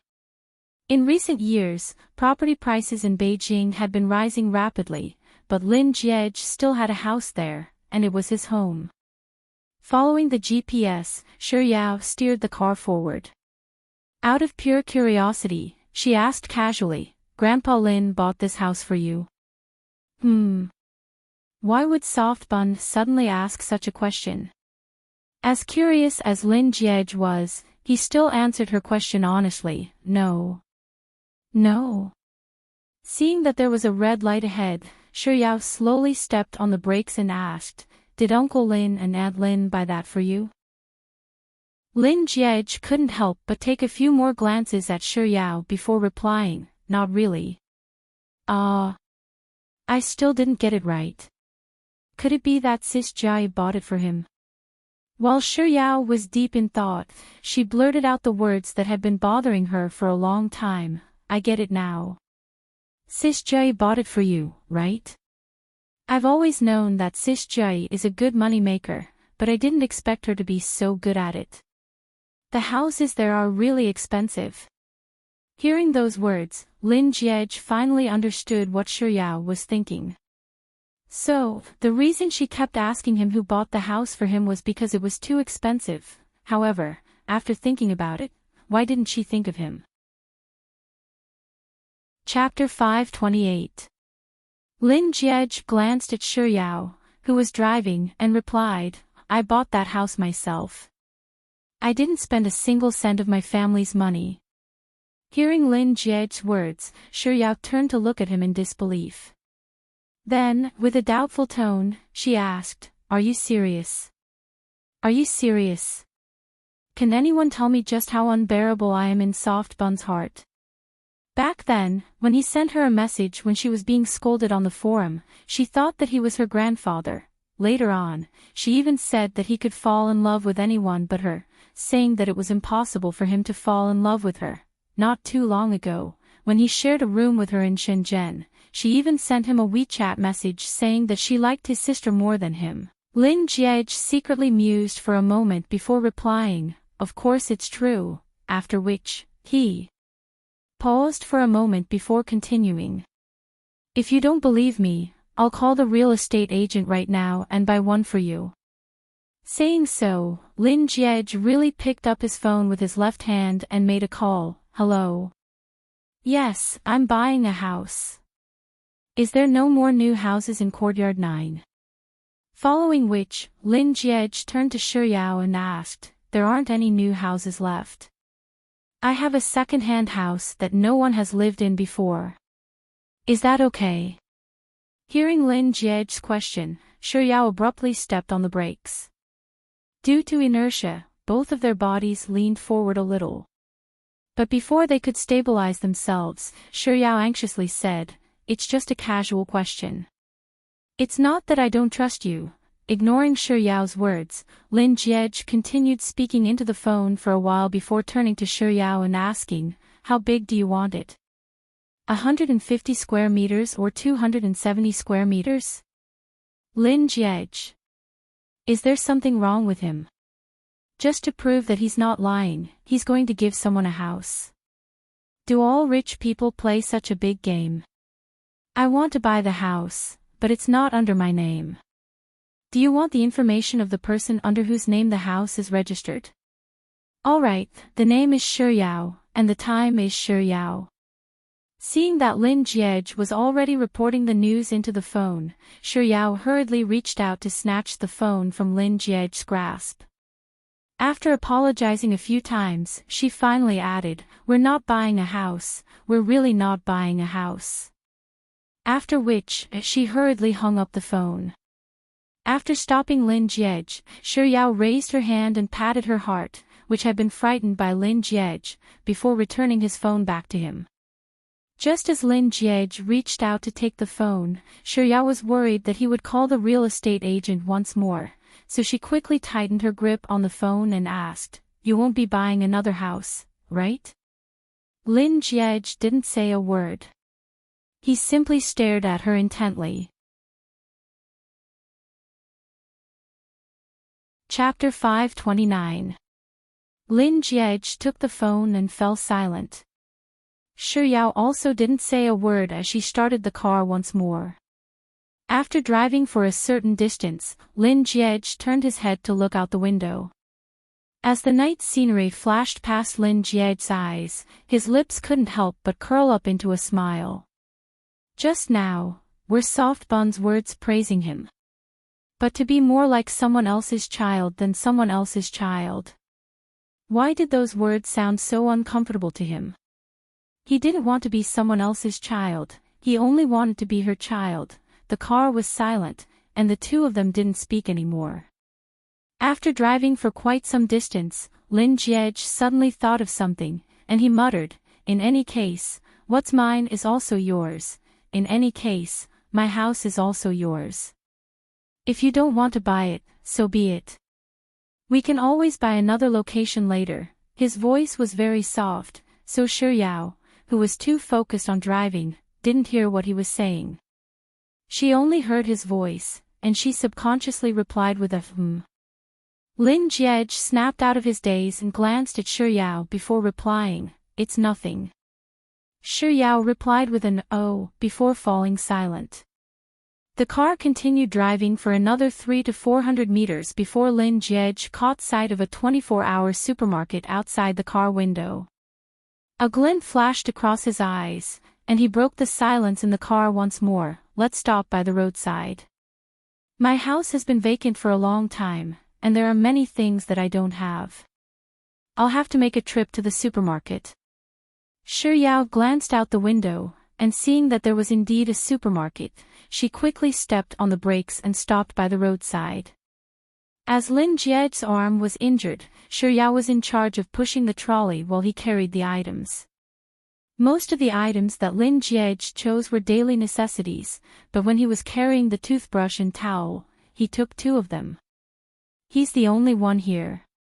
Why is he taking 2 of them? Shi Yao was perplexed, but she didn't ask him about it. She just thought that he was stocking up on the side. After picking out the daily necessities, Lin Jiej passed by the snack section and stocked up on some snacks as well. Even though they didn't spend too much time in the supermarket, Lin Jiej had bought quite a lot of things, filling up 2 large bags. From the supermarket to the car, it took less than 5 minutes before they arrived at Lin Jiej's neighborhood. Following Lin Jiej's instructions, Shi Yao drove the car straight to the underground parking lot. Just as they were about to reach their destination, Lin Jiej said, "It's getting late, and we're quite a distance away from school. Why don't you drive my car back?" This sports car was already eye-catching. If he drove it back to school, it would probably be on the school forum tomorrow. Shi Yao hurriedly shook her head and said, "There's no need for that. I'll just hail a cab. It's not safe for a woman like you to take a taxi." Before Shi Yao could find another excuse to reject him, Lin Jiej continued, "If you really want to take a taxi, I'll accompany you to your school. After that, I'll take a taxi home." He was injured. How could she let him accompany her back and forth? "All right then, I'll bring the car back to you later." Seeing that Lin Jiej didn't seem to be joking, Shi Yao could only compromise. At most, she would just park her sports car outside the school grounds. Lin Jiej didn't say a word. He lowered his eyelids to conceal the darkness in his eyes. He had mentioned that she was going back to school, but she had never mentioned that she was going to stay behind to take care of him. Fortunately, he was careful and purposely made a detour to the supermarket. Chapter 530. Soon, the 2 of them arrived at Lin Jiej's apartment. After the car came to a stop, Shuyao got out and jogged over to Lin Jie's side to open the car door for him. After Lin Jie got out of the car, Shuyao ran over to the back of the car, opened the trunk, and took out the 2 large bags that Lin Jie had bought from the supermarket. The weight of a single bag wasn't too bad, but with 2 bags stacked together, it seemed a little heavy. When Shuyao passed the bags over to Lin Jie, she subconsciously asked, "Are you sure you can carry them up alone?" Lin Jie calmly nodded his head. Then, he stretched out his uninjured left hand and took the 2 bags from Shuyao's fingertips. When the weight of the 2 bags was in his hands, Lin Jie intentionally leaned his body to the left, feigning as if he was being pulled by the weight of the bags. After which, he calmly straightened his body, and as if nothing had happened, he turned to Shuyao and said calmly, "Drive slowly on your way back." Noticing Lin Jie's subtle movements earlier, Shuyao stared at the 2 bags in his hands for a moment before asking hesitantly, "Are you sure you can carry them up?" "Of course I can." Lin Jie replied nonchalantly. "Oh." Shuyao continued to stare at the 2 bags in Lin Jie's left hand for a moment, and only after seeing that he didn't show any signs of strain did she finally relax. She raised her head and smiled at Lin Jie, saying, "I'll be leaving first then. Take care of yourself. If you feel unwell tonight, feel free to give me a call," Lin Jie replied with a nonchalant before turning to Shuyao and saying, "Goodbye." "Goodbye." After bidding farewell, Shuyao turned around and got into the car. While she was putting on her seatbelt, she glanced at Lin Jie through the car window and saw that he was backing away from her with the bags in his hands. Seeing that he didn't seem to be in any trouble, Shuyao felt reassured and stepped on the accelerator. As the car slowly drove forward for a short distance, Shuyao saw through the rearview mirror that Lin Jie was heading toward the building with 2 large bags in his hands. But barely after taking 2 steps, one of the bags in his left hand slipped from his fingers, and the contents inside fell to the ground. He stopped in his tracks. Probably because his right hand was injured, he could not move much. It was very strenuous for him to bend down. He tried to pick up the things on the ground several times, but to no avail. Upon seeing this sight, Shuyao immediately stepped on the brakes and reversed the car back to Lin Jie's side. She glanced around, and seeing that there was an empty parking lot by the side, she quickly reversed the car into the parking lot before pushing open the car door. She hurriedly got out of the car and ran over to Lin Jie's side. Squatting down, she began picking up the things that he had dropped one by one. After which, she took one of the bags from his hands and said, "There's quite a lot of things here, so I'll send you home first." Lin Jie, who had been putting on a show earlier, didn't show the slightest hint of joy upon seeing that his plan had succeeded. Instead, he looked at Shuyao apologetically and said, "I've troubled you." Chapter 531. Lin Jie, 21st floor. Shuyao replied with an "okay." When the elevator doors opened, she stepped into the elevator first. Then, she stretched out her hand to block the elevator door so that it wouldn't crush Lin Jie when the doors closed. It was only after Lin Jie stepped into the elevator that Shuyao retracted her hand and pressed the 21st floor and close button. As this was a high-class residential area, there was only 1 elevator per household. Thus, it didn't take long for the elevator to reach the 21st floor and stop. The doors opened, and there was only a single door in the majestic corridor. There was no need for Shuyao to ask which household was Lin Jie's. Walking up to the door, Shuyao turned to look at Lin Jie, and just as he was about to open the door, the latter suddenly said, "The password is 666666. Shuyao was taken aback for a moment before realizing that Lin Jie was referring to the password to his house. Thus, she quickly keyed in the password. With a "gotcha," the door was unlocked. Just the entrance alone is already so lavish. It's almost as luxurious as the kitchen at my house, Shi Yao muttered in her heart as she hurriedly stepped aside to let the door open for her to enter. After entering, Lin Jiej casually placed the bag in his hand on the floor before bending down to open the shoe cabinet. He took out 2 pairs of brand new men's slippers and said, "I didn't prepare any lady slippers, so you'll have to make do with them." Shi Yao replied with an before placing the bag in her hand on the floor as well. She then untied her shoelaces and changed into her slippers. When Shi Yao got up, she saw Lin Jiej untying his shoelaces with one hand. The shoelaces were tied with a loose button, but perhaps he hadn't pulled it open yet and ended up being tied tightly. He struggled for a long time with one hand, but he was still unable to undo it. Without thinking too much into it, Shi Yao reached out to take the shoelaces from Lin Jiej's fingers and said, "Let me do it." The tips of her fingers touched his. Lin Jiej's body trembled slightly, but he didn't say a word. Instead, he raised his head to look at Shi Yao. The young lady's head was slightly lowered, and she was focused on untying his shoelaces. She was squatting while he was bending his body slightly. He was much taller than her, and from his angle, he could see that her eyelashes were astonishingly long, and the tip of her nose was also very perky. Staring at Shi Yao intently, Lin Jiej couldn't help but fall into a trance. Done. It didn't take long for Shi Yao to untie Lin Jiej's shoelaces. Before she stood up, she even placed Lin Jiej's slippers by his feet. Seeing that Lin Jiej still hadn't changed his shoes, Shi Yao straightened her back and shot a glance at him.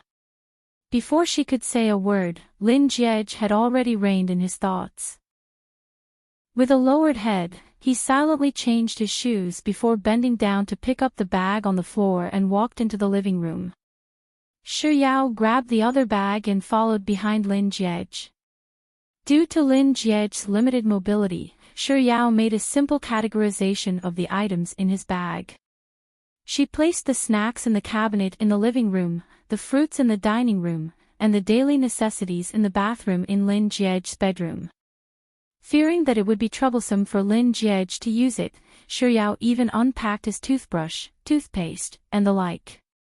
By the time she was done packing up, she walked out of the bathroom, only to see Lin Jiej changing the bed sheets with one hand. Without any hesitation, Shi Yao ran over to take over Lin Jiej's task and said, "Let me do it, I'll go brush my teeth first." Hearing Lin Jiej's words, Shi Yao's lips curled up into a smile and she nodded.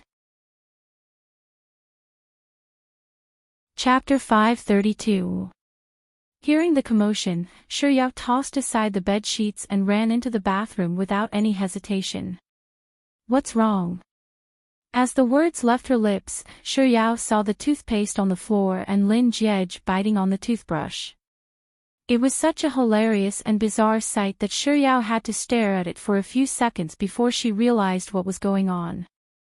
Since Lin Jiej was unable to move his right hand, he could only squeeze out the toothpaste with his left hand. Shi Yao walked forward and bent down to pick up the toothpaste. She grabbed a few napkins from the side and wiped the toothpaste off the floor. After which, she took the toothbrush from Lin Jiej's mouth and helped him squeeze out the toothpaste and rinse the mouthwash. After making sure that he could handle the rest with one hand, she returned to the bedroom and helped him put on the bed sheets and blanket. By the time Lin Jiej was done brushing his teeth, Shi Yao was still busy with the bed sheets. He pointed to the door and told her to boil some hot water before leaving the bedroom. After closing the door to the bedroom, Lin Jiej didn't head to the dining room. Instead, he headed straight to the entrance and carefully examined the bag, phone, and car keys that Shi Yao had casually placed on the cabinet. After a few seconds, he discreetly hid the car keys under the shoe cabinet before heading to the dining room. Lin Jiej picked up a bottle of mineral water, but he wasn't in a hurry to unscrew the cap. Instead, he waited until the door to the bedroom opened before he used his left hand to twist the cap here and there. Seeing that the cap wasn't open, he raised the bottle to his lips. Just as he was about to bite down on it, Shi Yao's voice sounded, let me, following which, Lin Jiej heard the sound of her footsteps running over. Following which, the bottle of mineral water fell into Yao's hands, and she twisted the cap open. As Lin Jiej poured the mineral water into the hot water pot, he said to Yao, "Thank you. It's getting late, so you should head back and rest." Yao took a look around Lin Jiej's house, and thinking that he probably didn't need to do anything else for the time being, she nodded and said, "All right then, I'll be taking my leave then." Lin Jiej nodded calmly and said, "I'll send you off."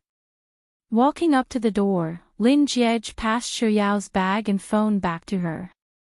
He even opened the door for her and watched as she walked into the elevator. As the elevator began to descend, Lin Jiej returned to the dining room and poured the boiling water onto the dining table. After which, he grabbed a glass cup from the side and smashed it on the floor. After which, he headed to the tap and filled it up with water. After which, he intentionally wet the front of his shirt and rubbed a certain spot on his left wrist until it turned red. Just as he had predicted, the doorbell rang after he had completed this series of actions. He wasn't in a hurry to open the door. Instead, he waited for the doorbell to ring 3 times before he walked towards the entrance. Opening the door, Lin Jiej saw Yao, and despite knowing the answer, he asked, "What's wrong?" "That. I didn't bring my car keys with me," Yao said.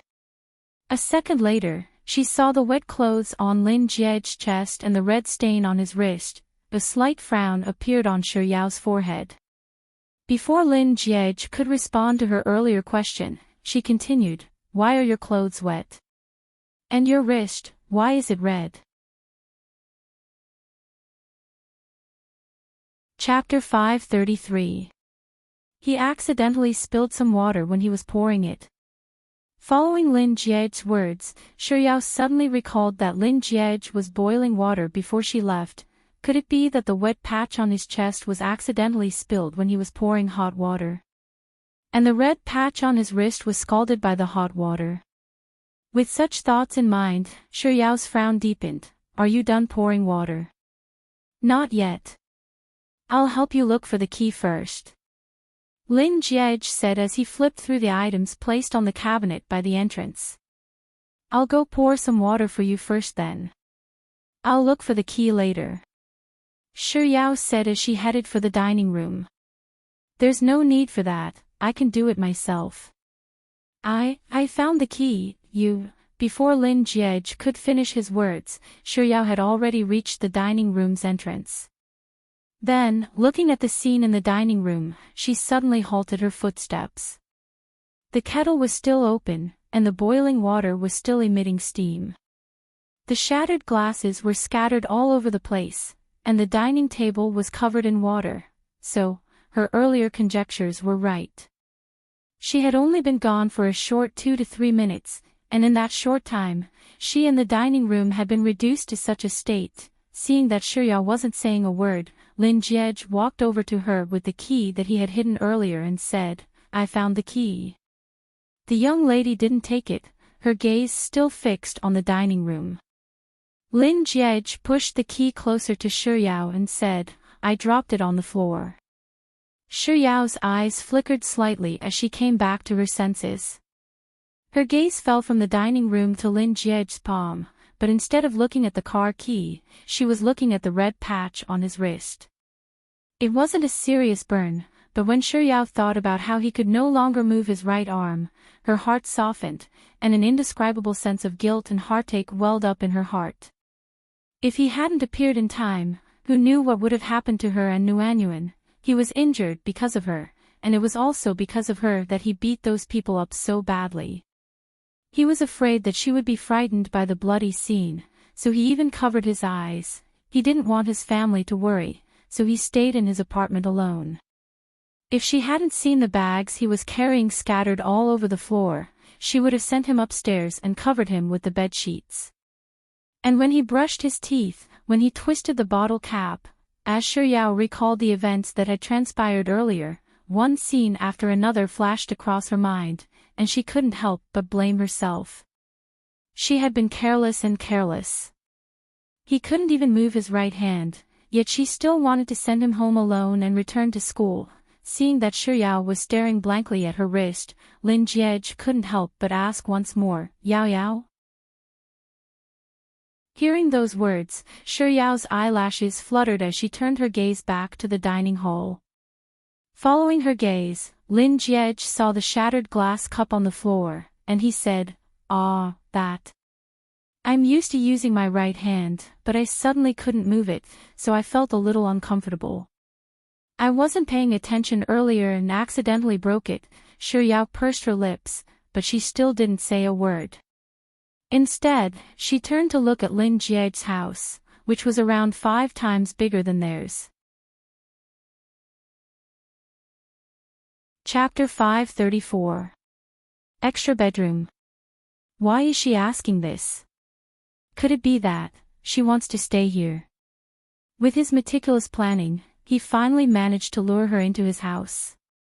Suppressing the frenzied joy in his heart, he feigned a confused look and asked, "What's wrong?" "It's just that." Before Shuyao could finish her words, her face had already reddened. "For a woman like me to take the initiative to stay at a man's house to take care of him. Isn't that a little too unreserved? But if I were to leave just like that, I would really be worried about him. Forget it, he's already in such a pitiful state, homeless, so I shouldn't dwell on it too much. I'll just treat it as me repaying my debt of gratitude." With such thoughts in mind, Shuyao spoke up once more. In the end, she was still too shy, so her tone became much softer and more timid. "Can I stay at your house?" When those words left her mouth, Shuyao really wanted to bite off her tongue. Even if she wanted to repay his kindness, there was no need for her to say it so directly, right? "What do you mean by, can I stay at your house, and, can I sleep in your bed?" In the next second, realizing that there was something wrong with her words, Shuyao hurriedly tried to explain herself. "No, that's not what you're thinking, Pui." "What do you mean, it's not what you're thinking?" Suppressing the urge to slap herself unconscious, Shuyao gulped down 2 mouthfuls of saliva. With a reddened face, she continued rambling on. Perhaps it was because she was too agitated, but the more she tried to explain, the more ambiguous she became. "That's not right either. What I meant was, lend me your bed to sleep in, Is there something wrong with me? Why did I just blurt out the words that were in my mind?" Shuyao felt her face burning even hotter.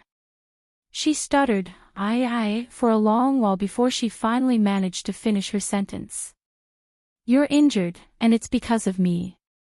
You're afraid that your family will worry about you, so you're staying here alone. I'm a little worried about you, so if you have an extra bedroom, can you lend it to me? I'll stay here so that I can take care of you if anything happens to you." It was only after Shuyao was done explaining everything that she had to say that she heaved a sigh of relief. While trying to calm her flustered little heart, she was also glad that her brain hadn't completely shut down yet. After listening to Shuyao's words, Lin Jiej finally nodded in realization and replied with an "oh." Then, he casually pointed to a few rooms and said, "Other than the storage room, the study room, the gym room, and the lounge room, you can stay in whichever room you like." Lin Jiej hesitated for a moment before a thought occurred to him. If he allowed Soft Bun to choose, what if she ended up choosing the room furthest away from him?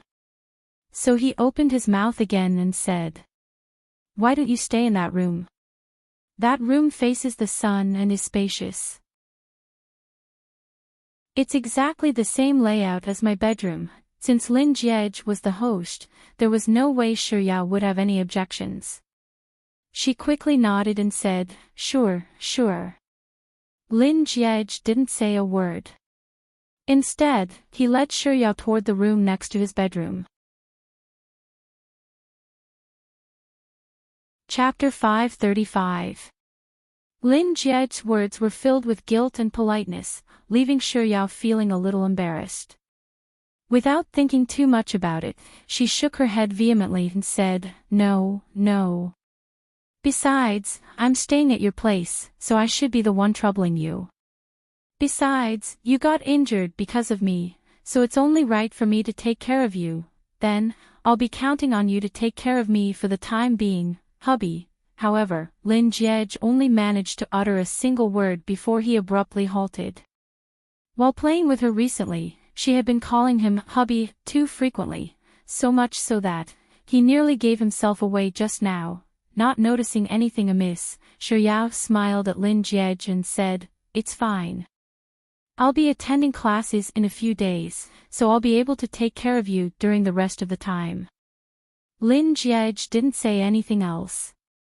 He stood by the side for a moment before retreating out of Xiao's bedroom. A second after closing the door, Lin Jiej stared at it with a smile on his face. A month's time. Judging from her words, she was going to stay at his place for the next month. What was that saying again?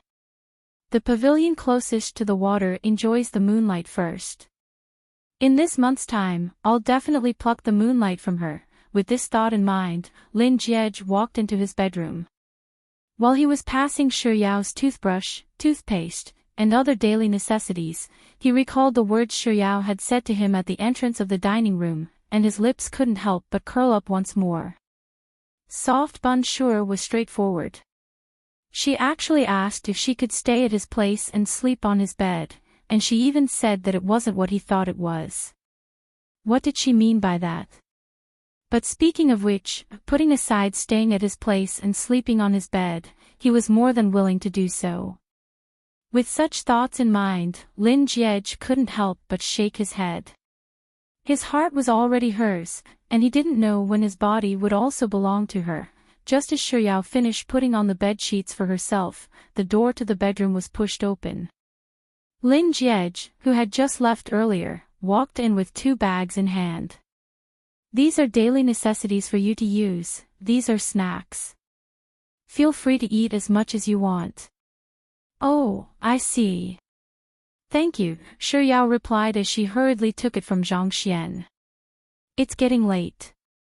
I'll go back and rest first." "You should rest early too." Lin Jiej paused for a moment before realizing that he had left something out, so he quickly added, "There are a few t-shirts in the bag of daily necessities. They're mine. You can use them for the night." With Lin Jiej's reminder, Xiao realized that there were indeed a few white t-shirts in the bag. She thanked him once more before bidding Lin Jiej good night. After Lin Jiej left, Xiao went to wash up. It was nearly 1 o'clock in the morning by the time she came out of the shower, dried her hair, and lay in bed. It was already very late, and after going through so many things today, Xiao was truly a little exhausted. However, perhaps it was because she had changed to an unfamiliar bed, she couldn't fall asleep even after lying on it for quite a while. After flipping around for the umpteenth time, Xiao suddenly saw the bag that she had casually placed on the sofa beside her. It was filled with snacks. Feeling a little insomnia, Xiao pulled the bag over and tore open a packet of her favorite potato chips. Chapter 536. Was she imagining things? Why did she suddenly feel that Lin Jiej had specially bought these snacks for her? And those daily necessities? It couldn't be that Lin Jiej took 2 portions just for her, could it? But how could he be sure that she would stay in his house? It can't be that he has the ability to predict the future, right? With a potato chip in her mouth, Xiao thought through everything that had happened that night from start to end, but she couldn't find anything wrong with it. So, her misconception was really just a misconception. After finishing the potato chips, Xiao went to the bathroom to brush her teeth. When she returned to her bed, she suddenly remembered that her phone had been taken away by Jiang Yu and He Tian. She wondered how Lang Nguan was doing. She hadn't told them that she was safe, so she wondered if they were worried about her. Xiao was intending to get out of bed to borrow Lin Jiej's phone, but just as she was about to get up, she caught sight of the landline on the bedside table. It had already been more than half an hour. Perhaps Lin Jiej had already fallen asleep. It would be best for her not to disturb him. After pondering for a moment, Shi Yao decided to borrow Lin Jie's house phone for the time being. She would call her dormitory room and inform Lin Jie the next day. Even though it was already very late at night, Shi Yao's call was swiftly picked up after a single ring. Hello. Is it Yao Yao? Shi Yao recognized it to be Jiang Yu's number, and she knew that they must be waiting for her call since they were still awake at this hour. Shi Yao felt a surge of warmth in her heart, and she replied with a soft, "It's me, yeah." Jiang Yu said, "Great. Are you alright? Is Senior Lin alright?" Instead of answering Jiang Yu's question, Shi Yao first asked about Ling Wan's condition. "Where's Wan Wan? How is she?" "Nuan is fine. We brought her to the hospital for a checkup, and it's just some superficial injuries. However, she wasn't in a good mood, and she kept crying after returning to the dormitory. It wasn't easy for her to fall asleep, but she would wake up with nightmares. Yeah, and I tried to coax her for a long time, but she fell asleep again." This time, the one who spoke was not Jiang Yu but He Tian. Most likely, He Tian was the one who snatched Jiang Yu's phone away. "Shi Yao, I might not be able to go back tonight, so I'll have to trouble you two to take care of Nuan." Jiang Yu said, "Of course." He Tian, "HM. Is there a situation?" Shi Yao could hear the hint in He Tian's words, and her face reddened in embarrassment. Tian, don't spout nonsense. It's Lin Jie. He's injured, and I have to take care of him." He Tian, "What? How did my idol get injured? Is it serious?" "Shi Yao, it's a light fracture in his arm. It'll take a month for him to recover." He Tian, "My heart aches for you." "Oh right, Yao, there's something that I almost forgot. Senior Lin was super dashing tonight, and when he found out that you were in the washroom, he asked Senior Lu to bring the three of us away. Senior Lu was worried about him, so he offered to stay behind to accompany him. Do you know what Senior Lin said? 'If I can't even protect the girl I like, what kind of man am I?' He couldn't even protect the girl he liked. The girl he liked. Listening to He Tian's words, Shi Yao was stunned. On the other end of the line, Jiang Yu also spoke up, That's right. Yao, Senior Lin's boyfriend power is really off the charts tonight. Also, he's really cunning. He actually told Senior Lu to call the police later so that he could beat up those trash for a while longer. Yao, isn't he really dashing?"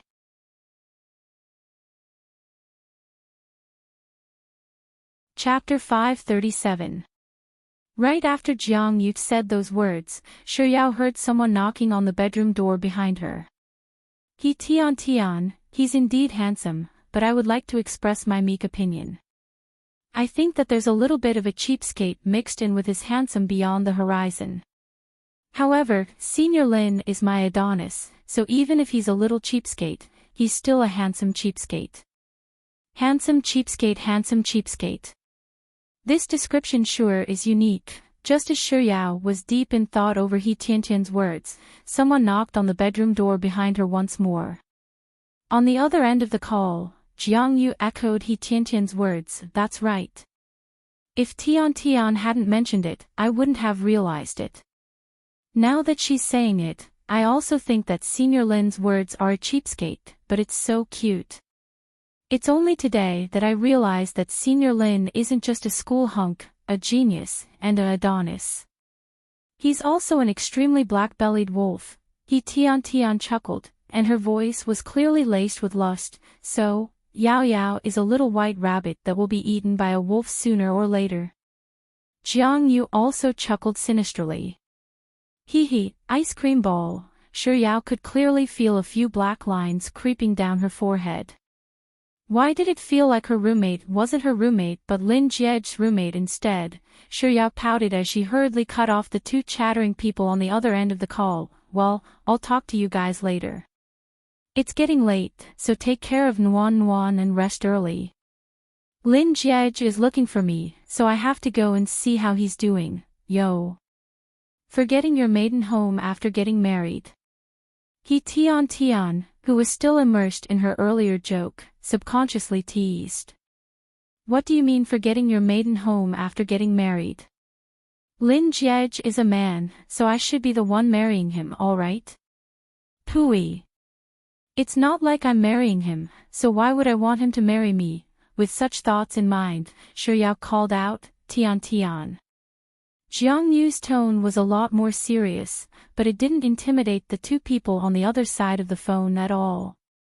When Jiang Yu spoke again, her tone was even more exaggerated. In the middle of the night, a man and a woman alone, dry wood and raging fire. It's so exciting just thinking about it. Yao, remember to take precautions, but it's okay if you don't. If you're pregnant, just give birth. We'll help you take care of the child. Hearing those words, Yao's face reddened a little. Her tone hardened further, I don't want to eat with you anymore. Tian, Yao, this threat of yours is really frightening. Jiang Yu, I like this Yao. She's so cute when she threatens people. Yao, you, Tian, alright, I won't hold you and Senior Lin up any longer. After all, a moment of spring is worth 1,000 gold, and Jiang Yu and I can't afford to squander like this. If there's anything else, let's talk tomorrow.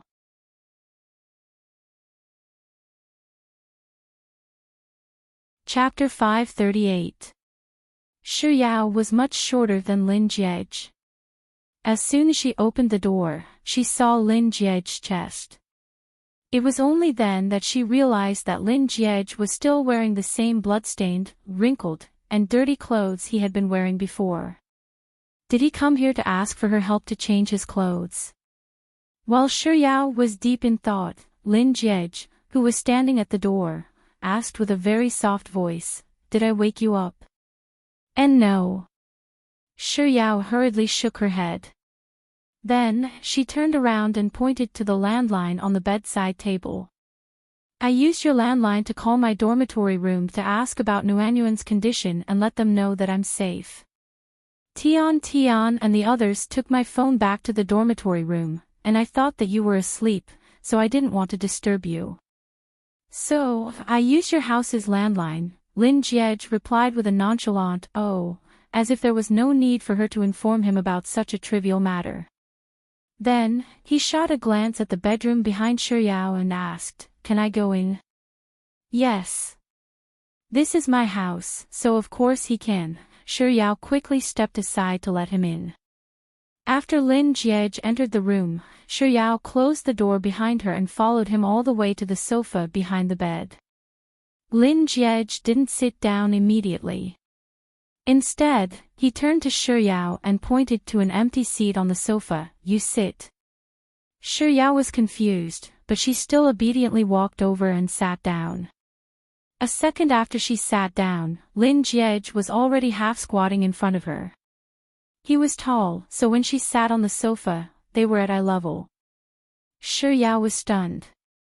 Just as she was about to ask him what he was doing, she saw Lin Jiej opening his left hand.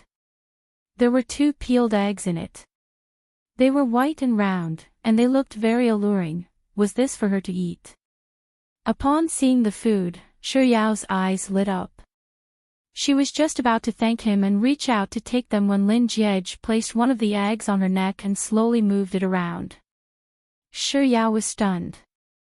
It took a long while before she recovered from her daze. It turned out that the egg wasn't for her to eat but to reduce her swelling, so, when he bade her good night and left, he didn't go to sleep but went to the kitchen to cook an egg instead. In an instant, an indescribably complicated feeling filled Yao's heart. Her fingertips trembled slightly as she stared fixedly at Lin Jiej's face. He tilted his head slightly and stared at her neck very seriously. He used the egg to gently reduce the swelling on her neck. The only light in the room was the bedside lamp. The dim yellow light shone on the right side of his face, causing his handsome face to be hidden in the dark and lit up in the light. He looked even more breathtaking and enchanting. She had always known that he was very good-looking. But she had never really taken a good look at his face. Perhaps it was because he didn't dare to, or perhaps there were other reasons. Now that she thought about it carefully, she realized that there was a reason why so many girls in G University were chasing after him. People like him were born to shine brightly and be looked up to by others, right? Whoever accepted this kind of boy would never feel safe for the rest of their lives, right? While Shi Yao was deep in thought, she suddenly felt a slight pain on her cheek. Chapter 539. Noticing Shi Yao's subtle reaction, Lin Jie asked with a hint of nervousness in his voice, "Does it hurt a lot?" As he asked those words, Shi Yao could clearly feel the pressure from his fingertips growing softer and softer. Shi Yao shook her head lightly. "It doesn't hurt that much." After a moment of silence, Shi Yao couldn't help but voice out the conjecture she had been harboring earlier. "Didn't you return to your room to rest?" Lin Jie, who was staring at Shi Yao's face as he carefully helped her reduce the swelling with the egg, was unable to comprehend the meaning behind her words for a moment, and he replied with a soft, Left with no choice, Shi Yao could only clarify her words. "I mean, after you left my room, you didn't go to rest but went to the cafeteria to cook an egg? So that's what you mean." Lin Jie replied with another, but this time, his tone had turned from a question to a statement. "It's really as I thought." Shi Yao bit down on her lower lip lightly. "You're injured, so why didn't you go and rest?" "I'm fine. The bruises and swelling will disappear on their own in 2 days." "I was afraid that you'd be in pain at night," Lin Jie replied calmly. "I was afraid that you'd be in pain at night." It was just 5 simple words, but they filled Shi Yao's heart with warmth. When she spoke again, her voice had become much softer and gentler. "What about you?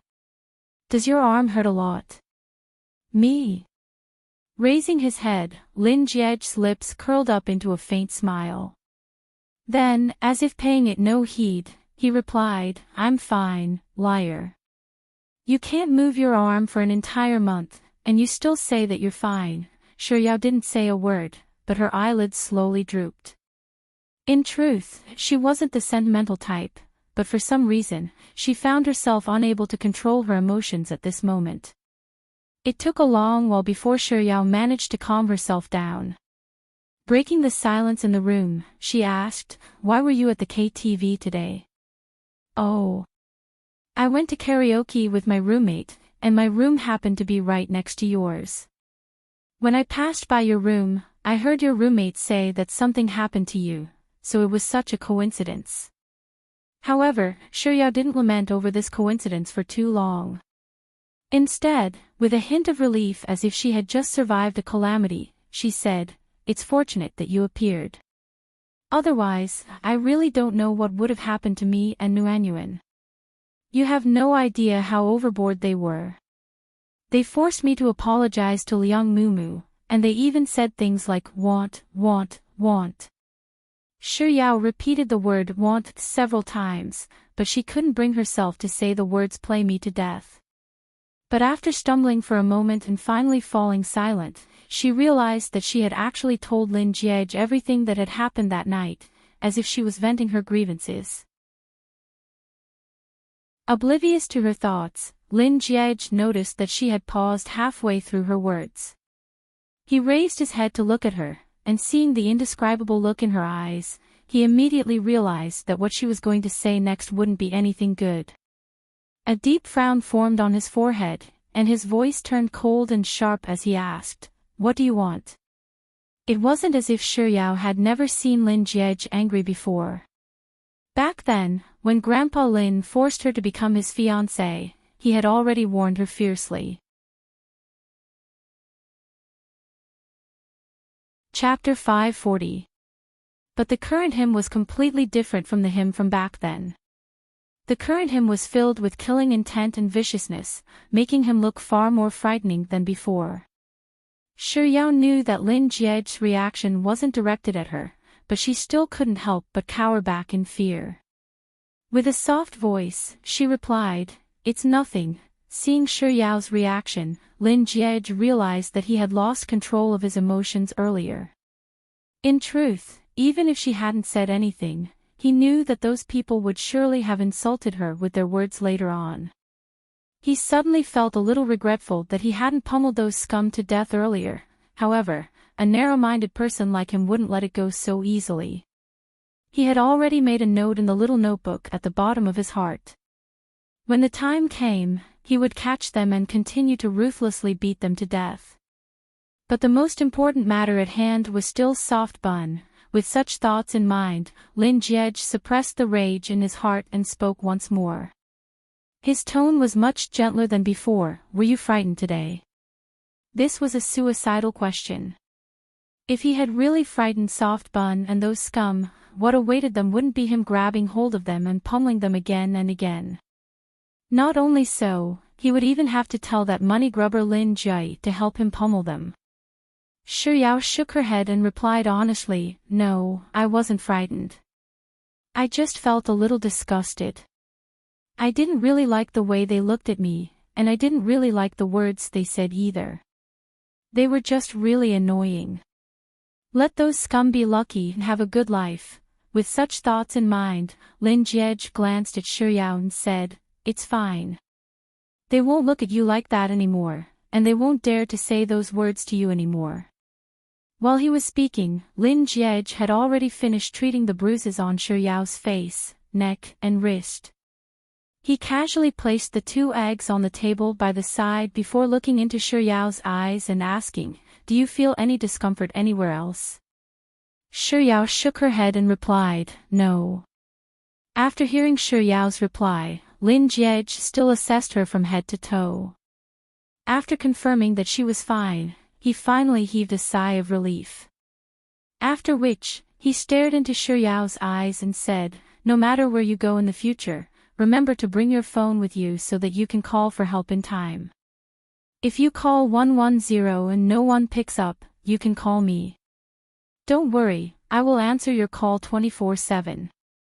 From now on, I'll be your 110. I promise to protect you. I'm your 110, I promise to protect you." Shi Yao suddenly recalled the conversation between He Tian and Jiang Yu when she called her roommates earlier. "If I can't even protect my own girl, what kind of man am I? Call the police later, so I can beat them up a little longer." Shi Yao felt as if a certain chord in the depths of her heart had been violently plucked by something, causing her to tremble uncontrollably. To her, such a person was very unfamiliar. She had never felt this way in her life. Shi Yao subconsciously clenched her fists tightly. She didn't know what she should say, so after a long moment of contemplation, she could only reply with a soft, "Thank you."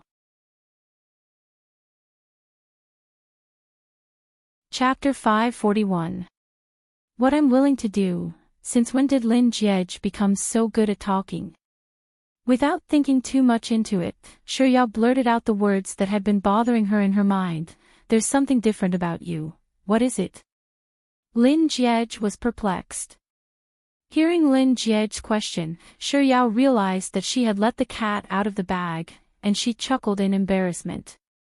Since she had already said it out loud, she might as well get straight to the point. "What I mean is that you're a little different from the you that I know." "What do you mean?" Perhaps it was because Lin Jie was feeling a little uncomfortable from squatting for too long, so he stood up and casually sat down on the sofa by the side. It was a very casual action, but Shi Yao couldn't help but take a few more glances at him.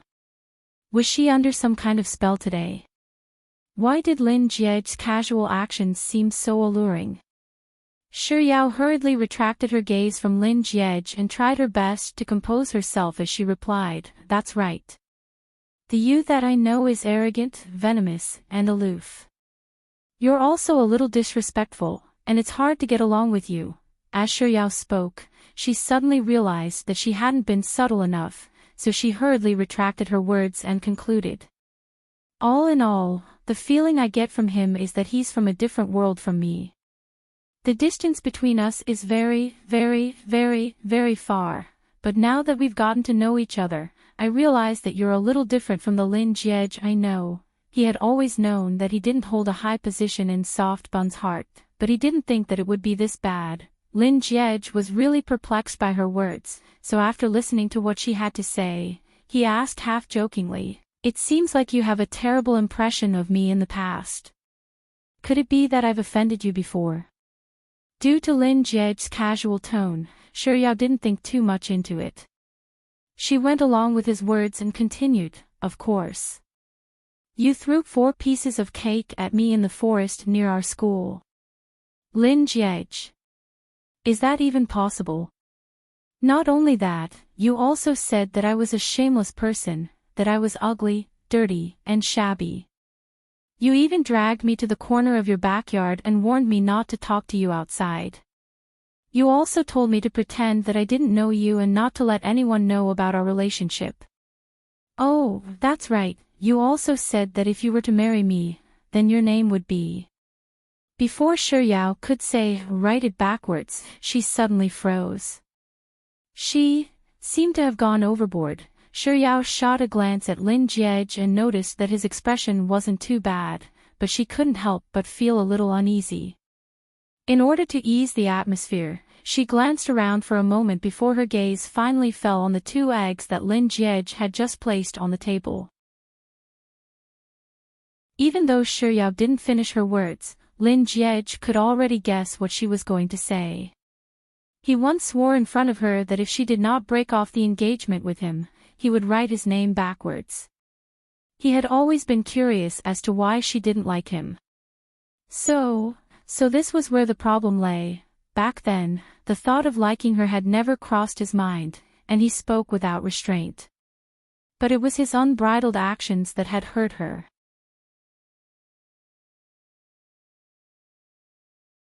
Chapter 542. Just a moment ago, Lin Jiej was still between laughter and tears when she said that she'd ruined 4 pieces of cake, but at this very moment, he was filled with guilt and frustration. He could tell that Shiryao had become a little uncomfortable after saying those words. In truth, he had rarely cared about the feelings of others since he was young. Or rather, it could be said that he was born with a golden spoon in his mouth, so he had an innate advantage over others. He didn't need to worry too much about the feelings of others because most people were afraid that he would be unhappy, so they placed his feelings first. But for some reason, he started to care about her feelings. If she was happy, he would be satisfied. If she was sad, he would be flustered. If she was displeased, he would be nervous. So, he didn't want to see her acting so unnaturally at this moment. So, he pretended as if nothing had happened and followed her line of sight. When he saw the 2 eggs she was staring at, he changed the topic and asked, "What are you looking at?" Hearing Lin Jiej's question, Shiryao didn't think too much about it. She went along with her thoughts and said, "I'm trying to see if these 2 eggs can still be eaten." Lin Jiej. A second later, Lin Jiej. "No." A second later, Lin Jiej. "If you want to eat them, I can cook 2 more eggs for you right now." Shiryao hurriedly waved her hands. "There's no need for that. I know I can't eat them, but I just feel that it's shameful to waste food." Lin Jiej couldn't help but chuckle at Shiryao's adorable reaction. After which, he stood up and said, "It's really getting late. It's about time for you to rest." Shiryao nodded vigorously and stood up as well. She was just about to send Lin Jiej out of the bedroom, but after taking 2 steps, Lin Jiej suddenly stopped. She was just about to ask him what was wrong, but Lin Jiej had already returned to the table before she could say anything. Grabbing the 2 round white eggs in his hands, he began making his way back to the bedroom. Taking in Lin Jiej's actions, Shiryao couldn't help but feel that something was wrong. Why did she feel that Lin Jiej had taken the 2 eggs away because he was afraid that she would eat them? She wasn't that silly. After walking out of the bedroom, Lin Jiej bade her a good night. Just as he was about to close the door for her, Shi Yao suddenly remembered that she had forgotten something important, so she hurriedly asked, "Ah, are you going to change your clothes?" As she spoke, she gestured to Lin Jiej's blood-stained clothes, and before she could finish her words, her face had already reddened. "Your arm is injured, so can you take it off? Do you need me to help you?" Shi Yao's words reminded Lin Jiej of the fact that he hadn't changed out of his clothes yet. Despite how anxious he was to answer her question, his tone remained calm and gentle as he said, "I would have forgotten about it if you hadn't reminded me. The reason why I'm here is to ask for your help." With a reddened face, Shi Yao followed Lin Jiej into his bedroom. He didn't look for his pajamas first. Instead, he started taking off his t-shirt right before Shi Yao's eyes. As he was unable to move his right arm, Shi Yao had to help him carefully remove it without touching his right arm. Fortunately, his clothes were loose, so it wasn't difficult to take them off. Chapter 543. He had a tall and slender figure, and he usually looked skinny. However, when he took off his clothes, his chest looked very sturdy and broad. His fair skin was smooth, and there wasn't a single flaw on it. Most of the time, Lin Jiej that Shi Yao saw was dressed in a t-shirt or a hoodie, and even his shirt was buttoned up tightly, giving him the appearance of a clean young man. However, now that he wasn't wearing any clothes, Shi Yao realized that his collarbones were unbelievably delicate. His arms weren't thick, but they were filled with strength. There was a slight protrusion at the joints of his wrists, giving off a sense of bony beauty. This was completely different from how he usually was. Both of them were beautiful, but the Lin Jiej that she usually found pleasing to the eye had a bewitching, stunning, and soul-stirring beauty. He was so beautiful that for a moment, Shi Yao forgot all about her shyness and embarrassment. She stared at Lin Jiej's naked upper body in a daze. Noticing Shi Yao's gaze, Lin Jiej showed no intention of avoiding it. He simply stood on the spot and allowed her to stare at him. In any case, it was only a matter of time before he became hers. If she wanted to look, he didn't mind letting her look at him to her heart's content. Even if she wanted to touch him, he wouldn't resist at all. Not to mention, Soft Bun's eyes were brimming with amazement. Since his character, background, and wealth weren't enough to move her heart, and only by selling his body would he be able to keep her eyes on him, he was willing to be a prostitute in a brothel. Pooey. Who's a prostitute in a brothel? I'm a man. At most, I'm a cow. What cow? I'm not that kind of person. Even if I were to sell myself, I'd only sell myself to Soft Bun. With such thoughts in mind, Lin Jiej, who had been standing in the same position for far too long, shifted his body slightly. It was a very light movement, but it alarmed the dazed Shi Yao. The young lady's eyelashes trembled slightly before she quickly lowered her eyes, retracting her gaze from his body. Under the bright light in the bedroom, Lin Jiej could clearly see the redness that had crept up to Shi Yao's neck and ears. Is Soft Bun getting shy from looking at me? Suppressing the glee in his heart, Lin Jiej feigned ignorance and said with a nonchalant tone, "I want to take a shower. Can you help me get some plastic wrap from the restaurant and wrap my arm up?" "Oh, okay." Hearing Lin Jiej's voice, Shi Yao shot another glance in his direction, and when her gaze landed on his muscular abdomen, she hurriedly lowered her head. She stood rooted to the spot for a moment before she finally realized what Lin Jiej's words meant. She quickly replied with a "all right" before running out of Lin Jiej's bedroom. Rushing into the dining room, Shi Yao paced around the dining room one round after another before she vaguely remembered that she was here to look for a plastic wrap. Thus, she absent-mindedly rummaged around for a long while before she finally returned to Lin Jiej's bedroom with a plastic wrap in her hand. Looking at the plastic wrap Shiryao passed over, Lin Jie asked politely, "Can you help me with this?" Shiryao nodded her head vehemently, but she only managed to utter a single "all right" before she caught sight of Lin Jie's chest through the corner of her eye, and the words that she was about to say got stuck in her throat.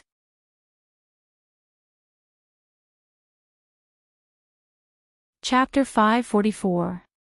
Even though Shiryao tried her best to focus all of her attention on Lin Jie's arm, when she was wrapping the plastic wrap around his arm, it was inevitable that her fingertips would come into contact with his skin, and her gaze would occasionally drift to his chest. At the start, Shiryao was still barely able to calm herself down, but as time went by, her hands began to tremble more and more. In the end, Shiryao was barely holding her breath as she mustered all of her willpower to wrap the plastic wrap around Lin Jie's injured arm. A second later, Shiryao was already retreating several steps back as if she was fleeing for her life. It was only after putting some distance between her and Lin Jie that she finally said, "All right. It's done." In contrast to Shiryao's panicked state, Lin Jie appeared to be much more composed. Even his tone was calm and composed as usual. "Thank you, but I'll have to trouble you to wait for a moment. I'll need your help to remove the plastic wrap later on." After a moment of silence, Lin Jie asked, "It won't be too much trouble for you, right?" Shiryao didn't dare to look at Lin Jie. She shook her head and replied, "And no trouble at all." Without saying a word, Lin Jie walked straight into the bathroom. As the door closed, Shiryao closed her eyes and heaved a long sigh of relief, as if on the verge of collapse. But not long after she heaved a sigh of relief, the sound of running water could be heard from the bathroom. As the sound of running water drilled into Shiryao's ears, the image of Lin Jie's naked upper body suddenly surfaced in her mind. His figure was really good. Just like his face, it was perfect and flawless. He had muscles, but they weren't as intimidating as those bulky muscles. His curves were perfect, and his hips were perky and tight. No matter how one looked at it, his figure was just right. Paired with his face, he looked like one of those soul-stirring handsome young men who walked out of a manga. If one were to use a popular saying on the internet to describe him, it would be, "Wearing clothes, you look skinny, but when you take them off, you look fleshy." Am I thinking a little too much about it? As a woman, how can I think of a man's figure like that? Not to mention, it's a naked figure. Shiryao shook her head to dispel the image of Lin Jie's bare upper body from her mind. Then, to prevent her imagination from running wild again, she began thinking about her favorite delicacies. Malatang, Sichuan poached fish, crayfish, bullfrog, ice cream, chocolate, mango pudding, Wangzai milk. Just as Shiryao had lost track of how many types of food she had gone through, the sound of running water in the bathroom finally stopped. Roughly 5 minutes later, the bathroom door opened, and Lin Jie walked out with a towel wrapped around his waist. Perhaps it was because of his injury, but he did not wipe his body. Water flowed down his hair, along the contours of his face, and landed on his shoulders. Then, it flowed down his strong chest and into the towel on his lower abdomen. Shiryao only took a single glance before averting her gaze in trepidation. Her cheeks, which had just gotten rid of the redness with much difficulty, started to burn again as if they were on fire. Fortunately, Lin Jie didn't remain in Shiryao's sight for too long before heading into the changing room. Soon, the sound of a hairdryer could be heard from within. His hair was short, so it was convenient for him to blow it. Roughly a minute or two later, the changing room fell silent. A moment later, Lin Jie's voice sounded from within the changing room, "Yao Yao."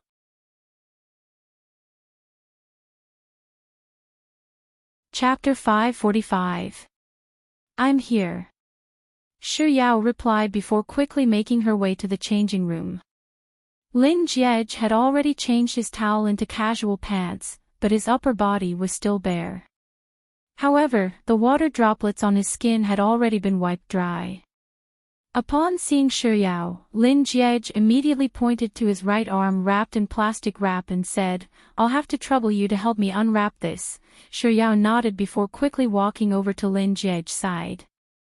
She placed all of her attention on his arm, staring at her fingertips as she carefully unwrapped the plastic wrap for him.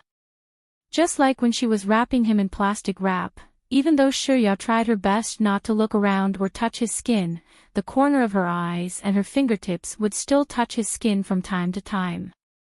Towards the end, she didn't have to stare at the plastic wrap like before. In order to relax a little, Shiryao shifted her gaze away and met the mirror behind Lin Jiej. Through the large and bright full-length mirror, Shiryao saw Lin Jiej's perfectly sculpted and smooth back. Shiryao reflexively shifted her gaze from the front to the left, and through the makeup mirror, she saw Lin Jiej's exposed left half of his upper body. She could only shift her gaze to the right side, and through the mirror on the right, she saw the exposed right half of his upper body. Is there something wrong with this? Why are there so many mirrors in his changing room? No matter where I look, I can only see his upper body. Shiryao's eyes darted around in all directions, but eventually, she could only lower her gaze back to Lin Jiej's arm. It turned out that the area she was looking at was the most subtle. After calming herself down, Shiryao removed the plastic wrap from Lin Jiej's arm and heaved a sigh of relief. But just as she was about to leave, Lin Jiej's arm suddenly blocked her path. Shiryao subconsciously retracted her hand, only to see that Lin Jiej's arm had reached into the wardrobe behind her, and he was currently rummaging through it for some clothes. There was only her standing between him and the wardrobe. Due to the distance between them, it was inevitable that his body would lean forward when he stretched out his hand, resulting in his upper body coming too close to her face. Even though his chest and her face weren't touching, they were still very close to one another, such that Shiryao could feel the heat emanating from his skin. The unique fragrance of his body mingled with the faint fragrance of the shower gel, making its way into Shiryao's nose. As if someone had sealed her acupoints, Shiryao froze on the spot, not daring to move at all. Even her own breathing and heartbeat were noticeably a few beats slower. After some time, perhaps it was a very long time or perhaps it was a very short time, Lin Jiej finally finished picking out his clothes and straightened his back. Only then did Shiryao dare to take in a deep breath of air. She took the clothes from Lin Jiej's fingertips and helped him put them on. The t-shirt in his hand wasn't as loose as the one she had been wearing previously. Shiryao tried several times, but it was stuck at her injured right arm. In the end, Lin Jiej could only give up on this set of clothes and pick a new one. Just like before, when he placed his hand across Shiryao's ear, his body leaned forward once more.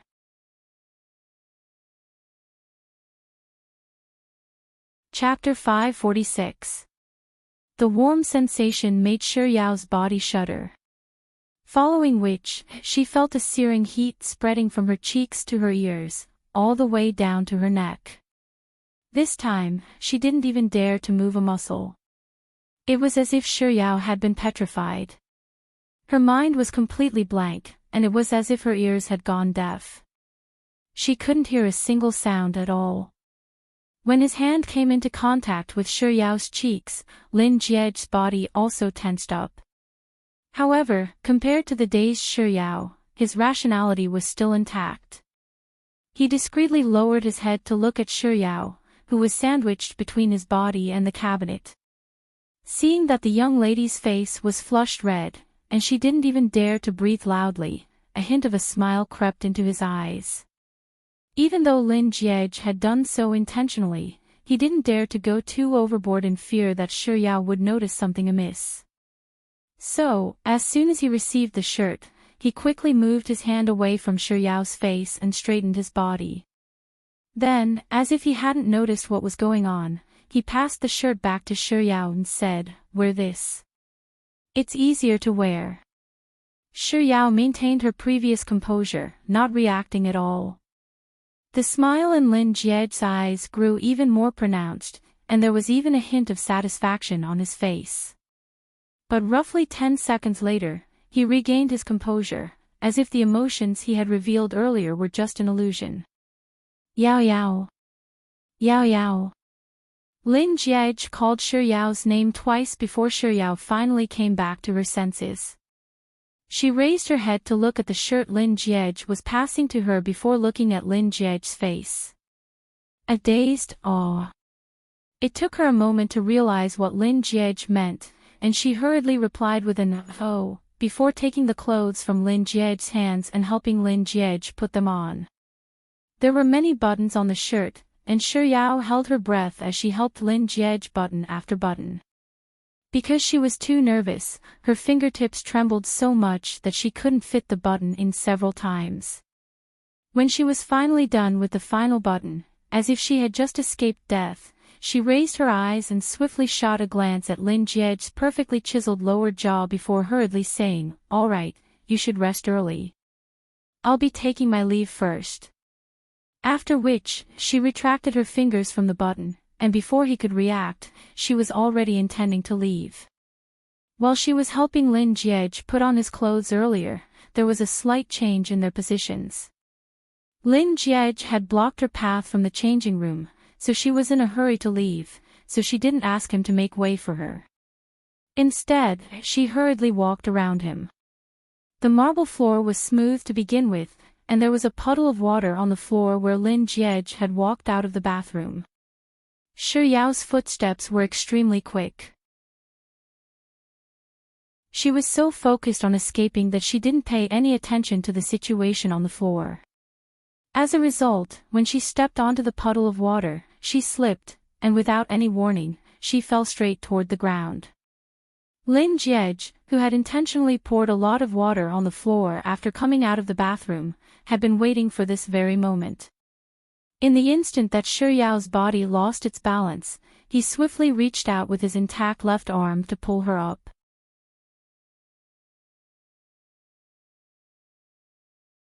Chapter 547. The air in the room froze in an instant, and it was as if the entire space had been frozen in time. Leaning against Lin Jiej's chest, Shi Yao stood there in a daze for a long time before she realized that she was lying in a warm embrace.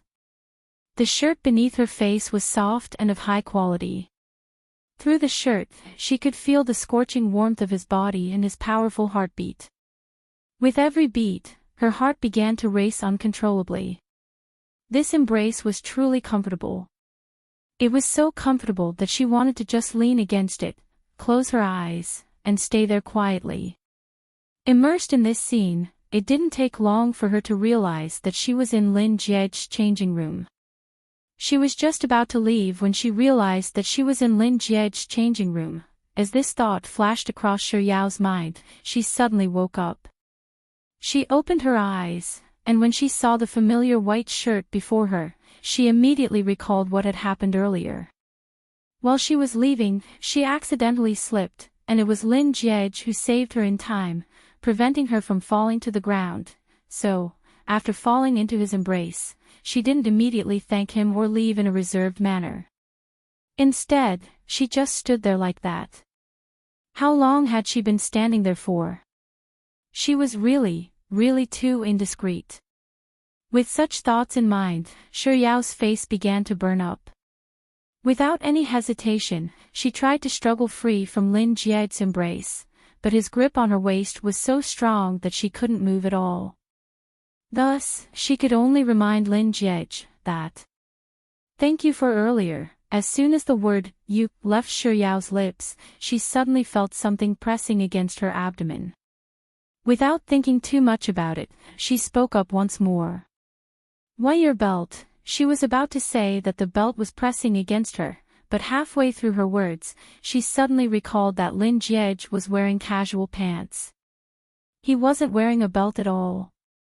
"So, that thing is... Before Shi Yao could finish her thoughts, she suddenly felt as if she had been placed in a pot of boiling water, and her face turned even redder and hotter. Following that, she clearly felt the belt moving slightly. So it's really as I thought. Ah! Lin Jiej's body is reacting to it. Then what should I do? Shi Yao's heart was filled with embarrassment and panic at the same time. She lay in Lin Jie's embrace uneasily for a moment before exerting her strength once more in an attempt to struggle free from Lin Jie's embrace. Not only did the youth not loosen his grip on her waist, he even tightened it. Shi Yao panicked even more, and she didn't know what to do. In a moment of desperation, she raised her leg and stomped heavily on Lin Jie's foot. The pain caused Lin Jie to suck in a mouthful of cold air, and he instinctively loosened his grip. Making use of this opening, Shi Yao struggled out of his embrace without any hesitation. Then, she raised her hand and pushed his chest forcefully, pushing him away. Without even sparing him another glance, she dashed out of the changing room like a headless fly.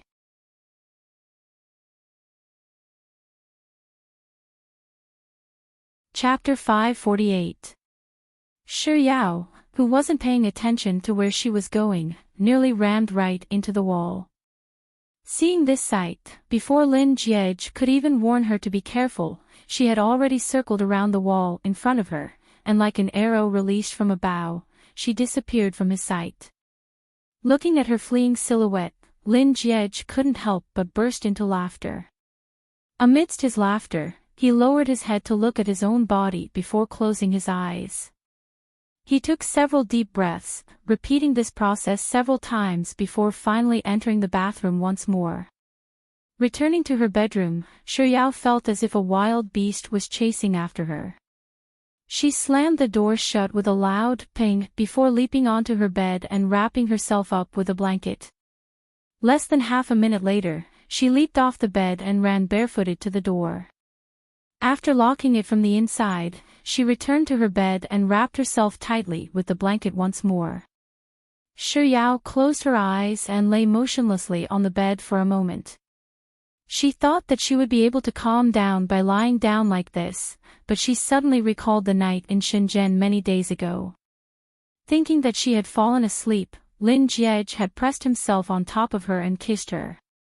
It seemed to have happened as well, that night. Just like earlier, she had thought that it was his belt, but now that she thought about it, the situation that night was exactly the same as tonight.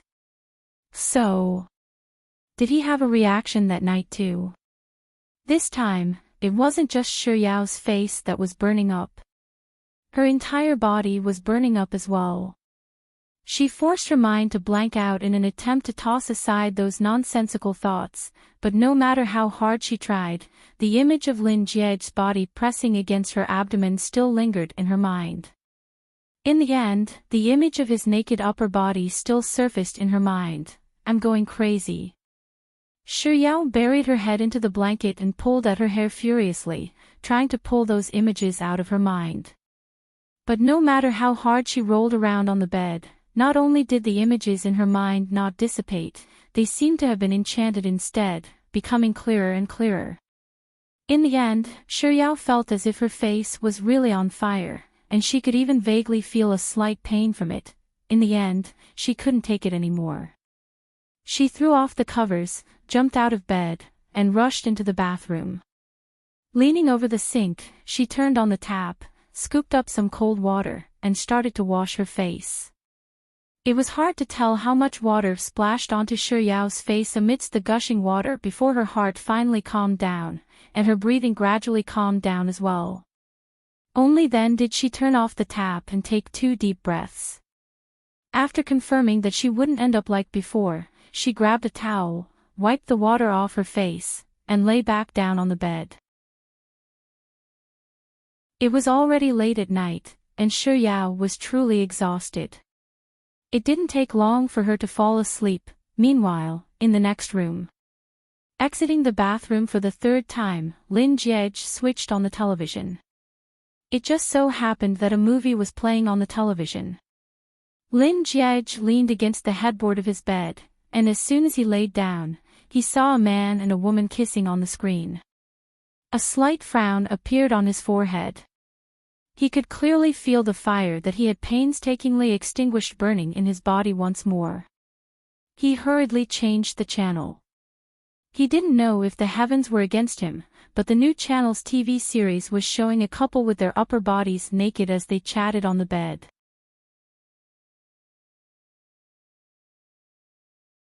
Chapter 549.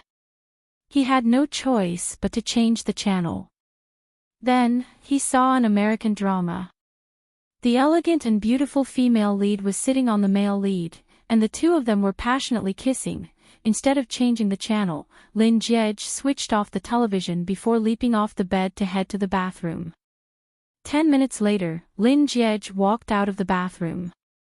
Due to having taken too many cold showers, he couldn't help but sneeze when the room's air conditioning blew on him. Fearing that he would catch a cold, Lin Jiej hurriedly hid under his blanket. A moment later, a hint of sorrow surfaced in his heart. He was clearly trying to seduce Soft Bun, but why did he end up getting himself dragged into a trap instead? Does this count as, self-inflicted evils are the hardest to bear? Forget it, let's not think about it. Maybe I'll have to play with cold water again later. With such thoughts in mind, Lin Jiej forced himself to close his eyes. However, this silence only lasted for around 4 minutes before his phone suddenly rang. He opened his eyes and felt around on the bed with his left hand. Then, he found his phone and held it in front of his eyes. It was a video call from Liu Benlai. At this moment, Lin Jiej suddenly recalled how he had hung up on Liu Benlai's call and didn't reply to his WeChat messages back at the hospital. He must have waited for a long time, but when he didn't reply, he called again out of worry. Lin Jiej tapped on the answer button. He took a look at Liu Benlai in the video, but he quickly lost the desire to continue looking at the screen. Thus, he tossed his phone to the side. Liu Benlai, boss, are you alright? One of his arms was destroyed, Soft Bun stepped on his foot, and he had to take 4 cold showers in exchange for living together with Soft Bun. Lin Jiej pondered for 2 seconds before replying, not bad. Suddenly, Xie Shangzhou's face appeared on the screen. I told you. Boss is invincible. How could anything happen to him? You worried for nothing, right? Liu Benlai, grandson, I'm not worried. I'm just concerned. Grandson? Who are you calling grandson? Besides, was there a big difference between caring and worrying? Don't they all have hearts? Liu Benlai, it's my fault. I didn't teach you how to read and write properly, making a video call in the middle of the night just to bicker with him. What a lunatic. With this thought in mind, Lin Jiej interrupted the conversation between the two of them. Is there anything else? If there's nothing else, I'm hanging up. Xie Shangzhou, yes, yes, yes.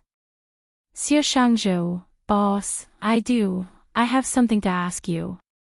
Lin Jiej couldn't be bothered to reply to Xie Shangzhou. He raised his phone and glanced at it, gesturing for Xie Shangzhou to hurry up and speak. Xie Shangzhou immediately spoke, boss, the evil woman. Xie Shangzhou paused mid-sentence. Then, he chuckled and reorganized his words. Boss, Sister Lin. I mean your sister, the beautiful queen. Does she have a boyfriend? Nothing. Lin Jiej replied lazily. After which, he realized what Xie Shangzhou had asked him, and he shot a cold glare at Xie Shangzhou on the screen. What are you doing? I'm telling you, Shirlai, don't even think about her. How is that possible? Big Sister Lin isn't my type. My type is Yao.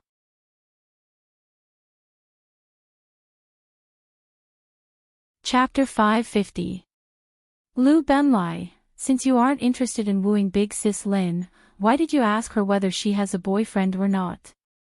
Xie Shangzhou, today, when Big Sis Lin arranged for me to stand in the scorching heat of 39 degrees Celsius to buy some ice cream, I suddenly thought of this question, so I came over to ask boss about it to verify the validity of my deduction. Liu Benlai, then, please tell me your conclusion. Xie Shangzhou, my conclusion is that the heavens are fair. So what if you come from a good background? So what if you're good looking? So what if you have a good figure?